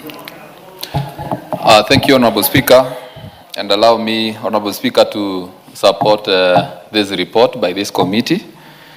It is, looking at it, it is a good report, and Honorable Speaker, my attention is drawn to only about 2 areas in their recommendations on the issue of the National Treasury scaling up development expenditure above the minimum 30%. And Honorable Speaker, one big problem we have in our country is that we borrow finances from all the sources, but not all our resources are utilized prudently, Honorable Speaker. And the same Public Finance Management Act requires that not above 35% of our resources are spent towards wages and salaries. And Honorable Speaker, looking into the budgets by our counties, which are the units that where we have our public resources utilized and spent, most of our counties have wage bills above 50%. So that tells we borrow our resources, and much of it is spent to pay wages and salaries. And I am not sure, Honorable Speaker, how sustainable this is, because we borrow as a country in the hope that most of our resources will be used to develop our country, but much of it is not utilized in the best way. Then, Honorable Speaker, at the center of this debt management strategy should be the fight against corruption, or rather, whatever means we should apply to have our institutions account for the resources is what we must apply. Because, Honorable Speaker, it cannot be said that this country doesn't have resources. We have a lot of resources at our disposal. Some of it borrowed, some of it generated from our own country, but Honorable Speaker, a lot of it is wasted through unnecessary spending, renovations, and acquisitions that are not a priority for this country. So, Honorable Speaker, even as we look into how to manage our debt as a country, we must pay a lot of attention, very keen attention, to how we manage corruption in this country, because it is a serious impediment to our growth as a country. So, Honorable Speaker, I support. We have the Honorable Tindi Mwale. He's been here for some time. Thank you, Mr. Speaker. Mr. Speaker, I rise to support the committee's report on management of on debt management strategy 2026. Mr. Speaker, from experience that we gain from the Public Accounts Committee, we have always seen the Auditor General questioning why we have interest rates on undrawn loans. And Mr. Speaker, the issue is that sometimes, or in most cases, when you are doing budgeting, we have 2 components, the GOK component and the donor-funded component. You will find that many of the government state departments, especially National Treasury, will go ahead and commit on loans, but it will not use the loans as per the time factor. And therefore, Mr. Speaker, I want to support the committee that we need to amend the PFM Act 2012-2015 so that whenever we engage any donor to give us a loan or a debt, we are able to use the debt accordingly. We are able also to negotiate in a way that the government is able to pull more on its side than the side of the donor. Also, Mr. Speaker, you'll find many of the debts that we have, the last regime and I want to support the minority leader, used to borrow even commercial debt to pay government employees, Mr. Speaker. And I want to thank the committee led by Honorable Shurie that we need to manage the borrowing of debt so that if we borrow, we should specifically and seriously borrow for development, not to pay recurrent income expenditure, Mr. Speaker. And therefore, I rise to support the report, Mr. Speaker. Thank you. The Honorable Wamuchomba, followed by Honorable Mukunji. Thank you, Mr. Speaker. Allow me to put my words into the consideration of this strategy, debt management strategy debate. Mr. Speaker, I was honored to serve in the Committee of Transport and Communication in the previous Parliament. And I sat in a chair and listened to several members of Parliament who came to the committee to plead with the minister during budget allocations so that their constituencies can be considered for tarmacking. Mr. Speaker, allow me to mention one of my colleagues who may not be in the House now, but I want to use his constituency as an example of how serious and dangerous it can be when a country takes a debt but is not able to manage. And before I speak about that constituency, Mr. Speaker, allow me to laud the current President of the Republic of Kenya, His Excellency William Samoei Ruto. It is not very common for me to say what I'm going to say. We doubted him, we didn't believe in him. When he spoke about managing debts, we thought it was just a narrative. When he promised that he's going to make sure that we access fertilizer, we thought it was just another story. Today, Mr. Speaker, I come from an agricultural constituency. Fertilizer was 7,500 shillings per bag. Today, we are spending 2,500 shillings for the same bag, even with the inflation consideration.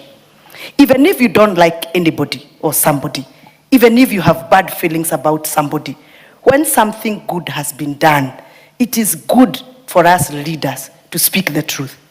Mr. Speaker, that does not happen just because of a miracle. It happened because somebody managed our situation. He came in when we were struggling to pay our debts. He managed the financial crisis that were therein, and he was able to stabilize the basic commodities that can enable star production in our villages. Mr. Speaker, back to what I said about my previous role as a vice chair of the Committee of Transport. Then when we were debating on which constituency is going to get what, when I was the vice chair, there is this member called Honorable Danson Mwashako Mwakuona, the current MP for Wudanyi constituency. He appeared in the committee last parliament, pleaded with the committee and the minister to be considered to at least get 1 kilometer of tarmac. 1 kilometer. Mr. Speaker, I come from Githunguri constituency. I'm not speaking about 1 kilometer in my constituency. I'm not talking about 20 kilometers in my constituency. I have more. And I sit in this house as a member, like any other member in this house, who has not even a single kilometer of tarmac. Mr. Speaker, even as we speak about our people, our voters, we must remember that we have one fabric called Kenya. And as we speak about some regions enjoying tarmac, enjoying housing, enjoying airports, we must consider those that come from such corners of Kenya who have never experienced a kilometer of tarmac. It will not happen by narratives or theories or proposals. It will only happen by managing our situation financially, including debts. Let us allow the president of the day manage the situation. As a house, we must support him and advise him so that he can manage the situation and ensure that as I receive 2,180 units of affordable housing in Githunguri, all other constituencies in this country get the same share. Mr. Speaker, debts do not have a rubber stamp of who received how many kilometers of tarmac. it is normally referred as a Kenyan debt, not as a regional debt. So as we manage our debt, we must make sure every corner of this country is benefiting from our crisis if we have a crisis, or as our gains if we have a gains. So, Mr. Speaker, those that are campaigning in funerals and weddings on how poorly we are performing as a government must also tell us, when they were in that position, what did they do? I am not here to attack anybody, but Mr. Speaker, allow me to put it as it is. You cannot tell us that we are not going to benefit from recovering assets, liquidating our assets so that we can help our people recover from the financial crisis, and you have no alternative solution. For me, as I listen to people speak, I want to hear solutions. I want to see tangible projects. Mr. Speaker, allow us to debate this matter, advise the President, advise the Executive on many avenues and ways of managing our debt crisis without putting the blame on a few of the... Honorable Mkunji. Thank you, Honorable Speaker. And Honorable Speaker, I also want to put in my word on the report of the medium-term debt management strategy. Honorable Speaker, I first want to start clearly by differing with the majority leader, even if he has left. Honorable Speaker, when the majority leader misleads the nation by saying that Honorable Mkunji, securitization order, is not order. Speak to this. You have a chance. Enjoy. Don't speak to leader. Speak to this debate. Proceed. Honorable Speaker, thank you. I just want to say that securitization is borrowing. And Honorable Speaker, it is only that you are borrowing against revenue that is supposed to have been received by the future generation of this nation. Honorable Speaker, I want this House to take the issue of debt seriously, because we are here, Honorable Speaker, today, but in another 5 years, we have a generation that is growing. We have Gen Zs that need to get jobs. And sustainability of our borrowing, Honorable Speaker, is something that is supposed to be discussed. Honorable Speaker, the fuel levy, the housing levy, our dividends, these are things that Kenyans receive every year. And those are resources that are received and that are supposed to be utilized, knowing that in the future of the nation, yes, we might need all the roads made, but we must not strangle the future of our nation by borrowing everything and making it difficult for this nation to run in future. Because, Honorable Speaker, we are talking about resources here. The biggest question, Honorable Speaker, is the issue of how the monies that have been received, either through debt, through revenue, are used in this country. That is the biggest question. And, Honorable Speaker, we can talk here and forget that every day there is always a query from the Auditor General. There is always a newspaper article on lost funds.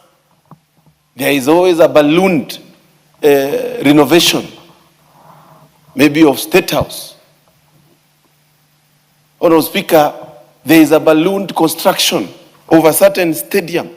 And these are things, Honorable Speaker, that are eating our taxes and are making us borrow even more. And, Honorable Speaker, preparing to read our budget this year of 4.6 trillion, with our collection previously having been around 2.6 trillion, it tells you that we are actually getting money from debt to actually fit the fiscal deficit. And it's good to say that this House has actually signed off the management of debts of this country to some expert analysis without those analyses being brought here for approval. I feel, as the committee has recommended, Honorable Speaker, as the committee has recommended, all securitization. Let me hear a point of order from Honorable Muchomba. Mr. Speaker, is it in order for the member for Runyenjes to, for Honorable Mukonji, to refer to some agencies or some private companies that have been signed off to manage our debts without tabling documents to that effect? Oh, therefore, He's out of order. Honorable Mukunji, I also heard you. You need to substantiate. Honorable Speaker, first, I'm not the member of Runyenjes, so I will not answer Honorable Mushomba. I will just continue with my contribution. Order, Honorable Mukunji. Relax. This is a house of debate, and I'll give you more time. Just asking you to substantiate what you did say about this house signing off to agencies. Substantiate that. Honorable Speaker, I will just substantiate by explaining the law that we passed in this House.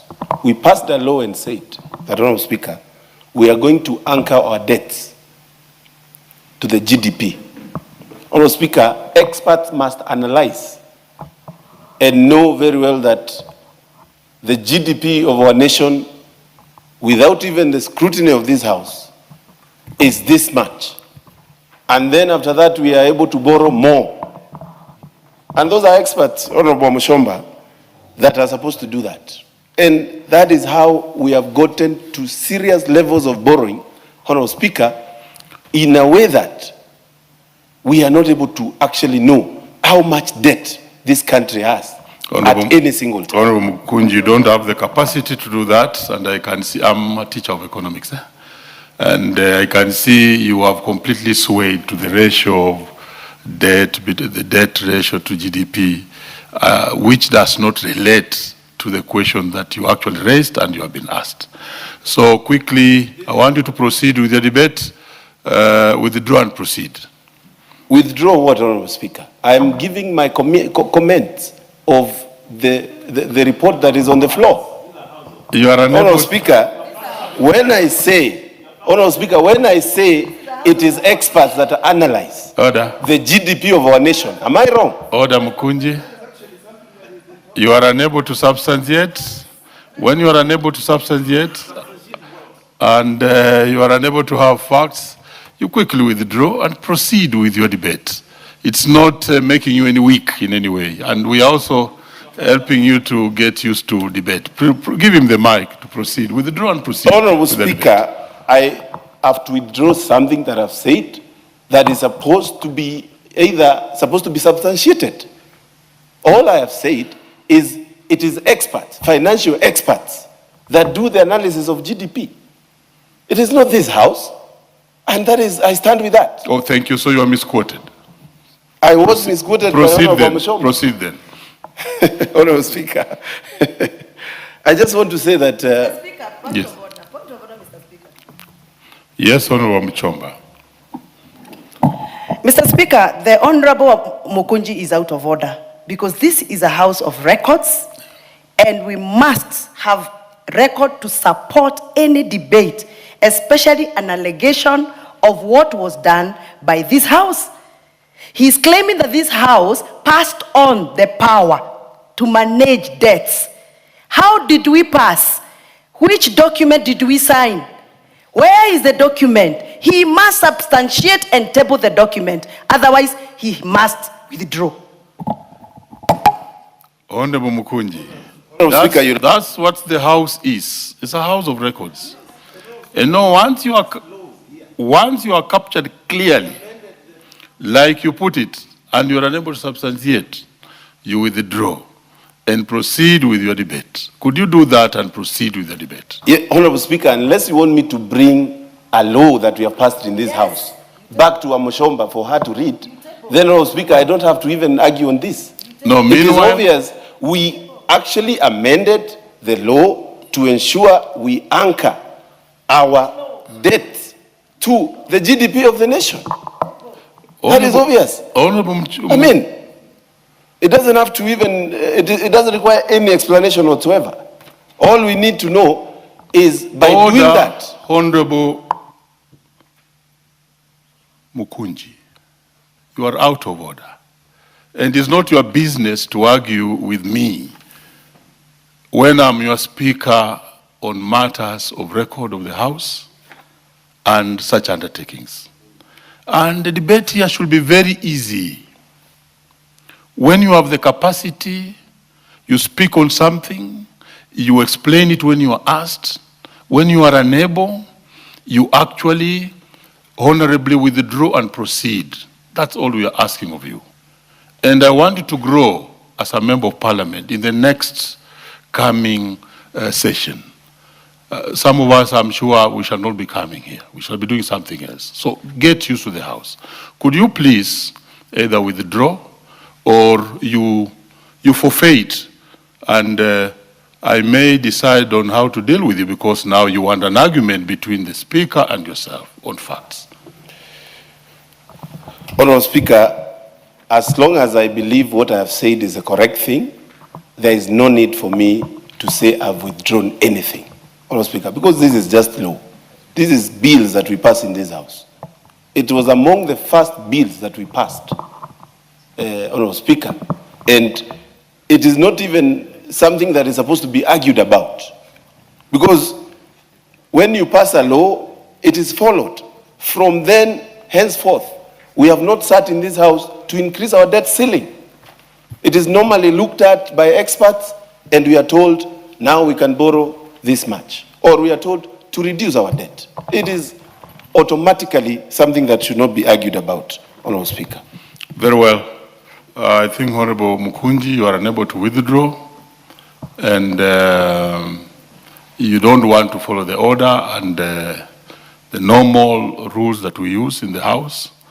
And therefore, I would advise that you proceed to withdraw that. And if you don't want to withdraw, then you forfeit your chance.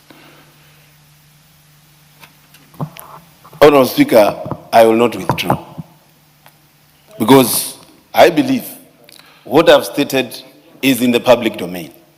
And Honorable Speaker, we can talk even up to tomorrow, but the fact of the matter is we changed the law and anchored the debt levels to the GDP ratio, Honorable Speaker. And it's obvious. This is a House of Rules and Order. Let's have the Honorable Redikiri Murungaru, Redikiri, speak on this.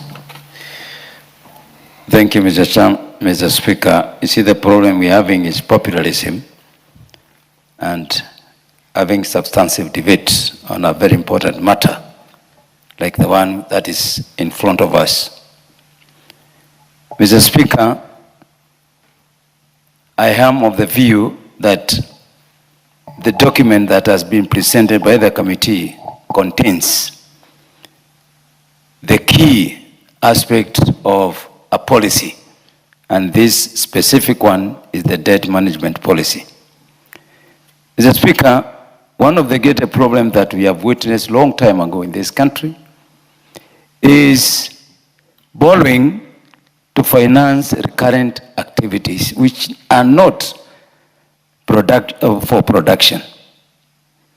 And I want to pick from where Madam Muchomba starts from. That we have seen a government that is now focusing on production as opposed to financing activities that don't have long-term effect on this economy.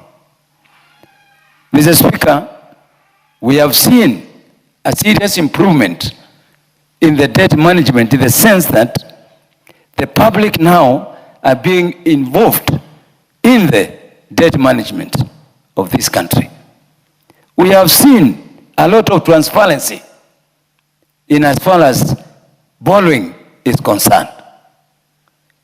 Mr. Speaker, we have seen a reduction of external borrowing and an increase in domestic borrowing, which to me is very key, because we still have, instead of paying our debt in dollars, we are now seeing the money being borrowed domestically, and it becomes cheaper. We have seen the policy moving towards and raising long-term borrowing at cheaper rates, as opposed to some of the debts that we have with very short period of repayment. So when we sit here as a parliament, we sit here so that we can see what a proper debt management policy is, not to try and bring politicking so that we can be seen out there by our constituents that we are speaking in parliament. We are here because debt is a very serious issue in this country. I want to congratulate His Excellency the President, because the debts that were taken by the first government, by the second government, by the third government, by the fourth government, were all starting to be paid during the current government. And the President has been in front of championing, restructuring, implementing productive programs with the money that is borrowed. So, Mr. Speaker, we can't come here and trivialize and bring politics. This government is serious on matters of agriculture. And how I wish majority of the money that have been borrowed for all this by all this government were being put in agriculture. We will not be talking about food as a scarcity of food in this country. If we put a lot of money that was borrowed in sectors like water, we will not be talking about the effect of drought. Mr. Speaker, I stand to support this policy because it is simple and very clear that the government is now focused to deliver, and anything that is going to assist this government to deliver, it must be supported. So I support this policy because it's addressing the cost, the length of maturity, the cheapness of the loans, etc., etc. I thank you. Very well, honorable members. I think the time for this particular debate is already exhausted. I want to call upon the mover to reply. Thank you, Honorable Speaker, and I would like to take this opportunity to reply on behalf of the Chairman, Abdi Shurie, and his committee. Honorable Speaker, let me reply. I can see the member for Magarini would like a bite from my time, but I think the standing orders are such that if I start speaking, then I cannot. He should have talked to me earlier, so that. But I have already started the debate on this. So I want to say this. One, I want to support this report in reply, Honorable Speaker. And so this is a quite elaborate report, and I want to thank the committee and everybody else that has contributed, Honorable Speaker. Speaker, seeking for clarification, just a clarification. Yes, Honorable Muchomba. Mr. Speaker, I just wanted to ask whether it is in order, or you can guide whether he can donate a minute to the honorable member who's been waiting. Indeed, he should have had that chance, but somewhat he was not informed, so he went ahead to proceed. The stage where he is, let him now proceed. Okay, thank you, Mr. Would have Speaker. loved to do that, but you see, I'm also tutelar to rules. But I want to thank the committee. Good job done, Honorable Speaker. I think the recommendations that are done here are weighty and good recommendations, Honorable Speaker. That the 9 recommendations that have been made by the committee on the how to manage debt, Honorable Speaker, are things that are significant, and when followed, Honorable Speaker, will put debt on the right trajectory. Honorable Speaker, I also want to reiterate, this is the first time I'm seeing debt being managed in this country. We have been here many years and debt has been taken. Money has been borrowed. But just like the analogy that was used by Honorable Wamushomba about the member for Wundanyi, that he said that he would like at least to have 1 kilometer of road. I want to report to you, my relatives actually come from that side, and I can tell you there is now more than 1 kilometer of tarmac in Wundanyi constituency, Honorable Speaker.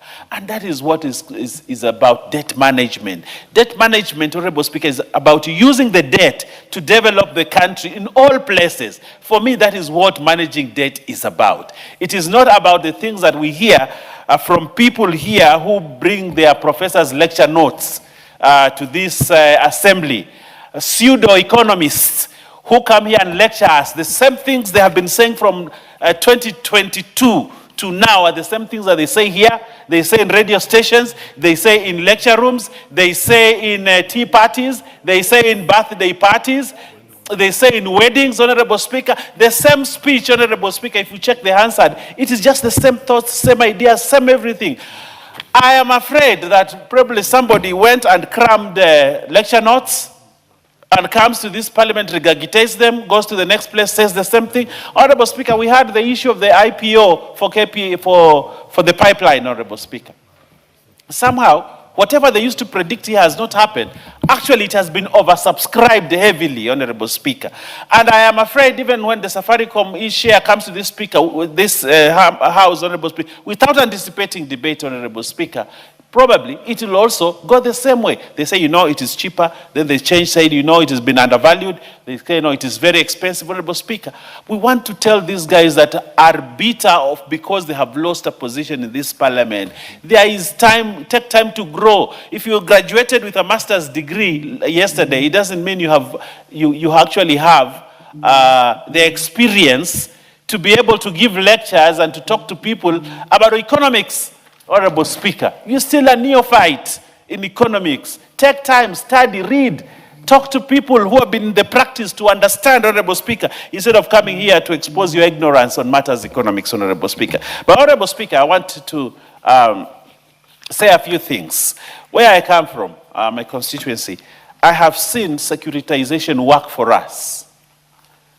I have seen roads that would otherwise not have been completed. I remember Honorable Uhuru Kenyatta, the former president, came here and sang for us a song called Safari ya Bamba ni Machero and promised us that that road would be completed, built and completed in the 12th parliament. They came, started the road, and that road never took off until he finished his term. But I want to tell him now from this podium that William Ruto, with his securitization money, has completed the road, Honorable Speaker, through my constituency. It is now completed and it is going to Ganze, and we will not sing about Safari ya Bamba ni Machero, we will talk about Safari ya Bamba ni Rero. Just because some guy with some mind said, why don't we try this to raise funds to move the country forward, Honorable Speaker? And for me, that is debt management. That is good debt management when you use the funds that you have borrowed properly, Honorable Speaker. I have the road from Gede to Kakuyuni, Honorable Speaker, is now, Honorable Speaker, on the verge of being completed, Honorable Speaker. Many other roads in this country, areas. I went to the Honorable Millie Odhiambo's constituency, Honorable Speaker, in Rusinga, and I saw roads. Order. Honorable Speaker. Order. What's your point of order, Honorable? Thank you, Mr. Speaker. I have a lot of respect for my uncle, but the road Who is your uncle, Honorable? You know we don't have uncles in the house. Thank you, Mr. Speaker. Anyway, I have a lot of respect for the Deputy Majority, Honorable Owen Baya. Very well. Who happens back at home to be my uncle. Okay. Mr. Speaker, the road which His Excellency, the former president, spoke about was from Mariakani to Bamba, of which it was done during his time. The one the majority, the deputy majority is talking about is the one from Kilifi to Bamba. So I don't think it's in order to tell this House that His Excellency, the former president, never completed what he told this House or what he told the nation. Thank you. Very well, I think you are informing him, but let's hear what he has to say about it. Honorable Proceed. Speaker, I want to be on record in this House to state the fact that the Honorable Uhuru Kenyatta never built the road from Kilifi to Bamba, to Ganze. He built the road from Mariakani to Bamba. The song about Safari ya Bamba ni Machero is the one that starts from Kilifi to Bamba. And that is a fact, and it cannot be disputed. And Uhuru Kenyatta never built that road. It has been built now. And I'm not in dispute to what he's talking about. I'm not disputing to what he's talking about. I am stating facts. And I would like to request the member for Magarini to actually listen to me so that, I can bless him. He has said that I'm his uncle. Proceed with your reply. You may have a cup of tea Bless to him. see exactly which road it was. Proceed. Yes. So, Honorable Speaker, in reply, I would like to say that, and some of the recommendations that have come from this House actually are very good. One of the things that we must do is to see that we manage debt. We manage debt. And debt management with this committee. In the 12th Parliament, we never used to have this committee. Now we have a committee that looks at debt. We have a debt management strategy that comes in before the budget. And I think that is a beautiful, important thing that puts checks and balances into how debt is accrued, how debt is borrowed and used, Honorable Speaker. And I think, and the guidelines that are given by this committee are important, Honorable Speaker, as we move towards the budget. Before, Honorable Speaker, we never used to have this committee. Anybody would determine, or State House would determine how much money to be borrowed and how much is not borrowed. Now we have a committee that puts the ceiling every time before the budget. And I think that is one of the key aspects when it comes to debt management. And therefore, I think we're on the right trajectory, Honorable Speaker, in our debt management, debt reduction, and eventually, Honorable Speaker, making good use of funds. But interestingly, Honorable Speaker, we have now alternative ways of raising funds without incurring debt, the securitization that we have. And it is a good way of raising funds to do our projects off the book. And what is wrong with doing things off the book? What is wrong with it? I've had somebody say, off the book. Yes, we are getting money, we are doing our roads, and off the book, not straining the budget, Honorable Speaker, and we're moving forward as a country. I think, Honorable Speaker, the money that has been used to do development projects in this country is probably more than the 30% that we have in the development budget. More than that. We have seen the housing, we have seen the roads, we have seen Talanta, we have seen Bomas, we are seeing many other development projects coming. We have seen the Roni Road, we have seen the Mau Mau roads, all these roads, Honorable Speaker. If we were to restrict ourselves to the budget, Honorable Speaker, we would not have done anything. But thank God for this government, Honorable Speaker, that is able to think outside the box without incurring and increasing debt, Honorable Speaker. We are moving forward as a country. So I want to thank the committee and say congratulations for this good document. And I want to request Treasury to study this so that as we move forward, we are able to manage our debt well, use the resources well, and develop every part of this country as it should be, Honorable Speaker. I thank you, Honorable Speaker. And in conclusion, Honorable Speaker, pursuant to the provisions of Standing Order 53.3, I request that the putting of the question be deferred to another date, Honorable Speaker. And I thank you, Honorable Speaker. You beg to proceed to reply. You haven't. And I reply. Thank you. And as you have really requested, we shall defer putting of the question to the next session. Next order. Order number 13, motion, examination of the report of the Auditor General on financial statements for the national government, resumption of debate. Resumption of debate. Who was on the floor?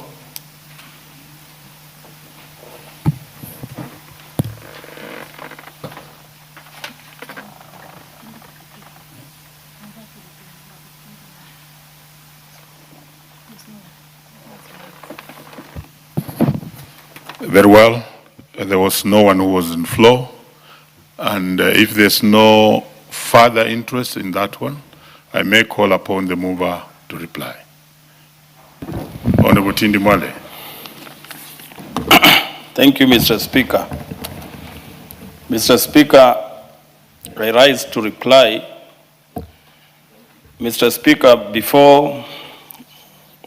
behalf of the Public Accounts Committee, I wish to respond to the issues and first of all thank the honorable members who contributed to this report, Mr. Speaker.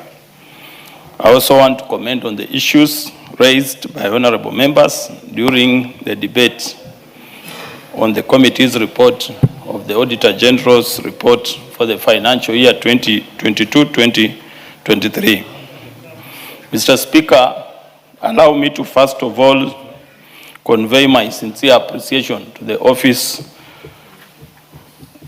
of the Honorable Speaker. Mr. Speaker, I also want to convey special appreciation to the office of the clerk. And also, Honorable Speaker, I want to convey a special appreciation to the honorable members for the robust debate and insightful contribution made by honorable members in this important report. Mr. Speaker, the committee, the Public Accounts Committee, highlighted certain recommendations. And I'm very glad that also members of this House have raised the same. And I want to assure this House that the committee did a very good job on this report, and that this report is going to streamline accountability. It is going to streamline use of public funds, Mr. Speaker. It's also going to streamline transparency when it comes to management of public funds, Mr. Speaker. Mr. Speaker, we have always had challenges with procurement systems. And Mr. Speaker, we have the Procurement and Disposal Act, which the Auditor General has raised pertinent issues about the violation of that act when it comes to procurement practice within the government state departments. This report, Mr. Speaker, has gone further to outline measures and gone further to recommend a reprimand and even as a charge for officers who don't adhere to procurement laws, Mr. Speaker. Mr. Speaker, also we have issues, just as I had raised when I was moving, about the lack of internal audit function. Mr. Speaker, this report has gone further to outline that many state departments lack that function, and if they have it, it's very weak. And therefore, the recommendation is very clear that those state departments that do not adhere to the law of having an internal audit function will face the law, and also the state officers will be surcharged for failure to put internal audit function, Mr. Speaker. Mr. Speaker, we have been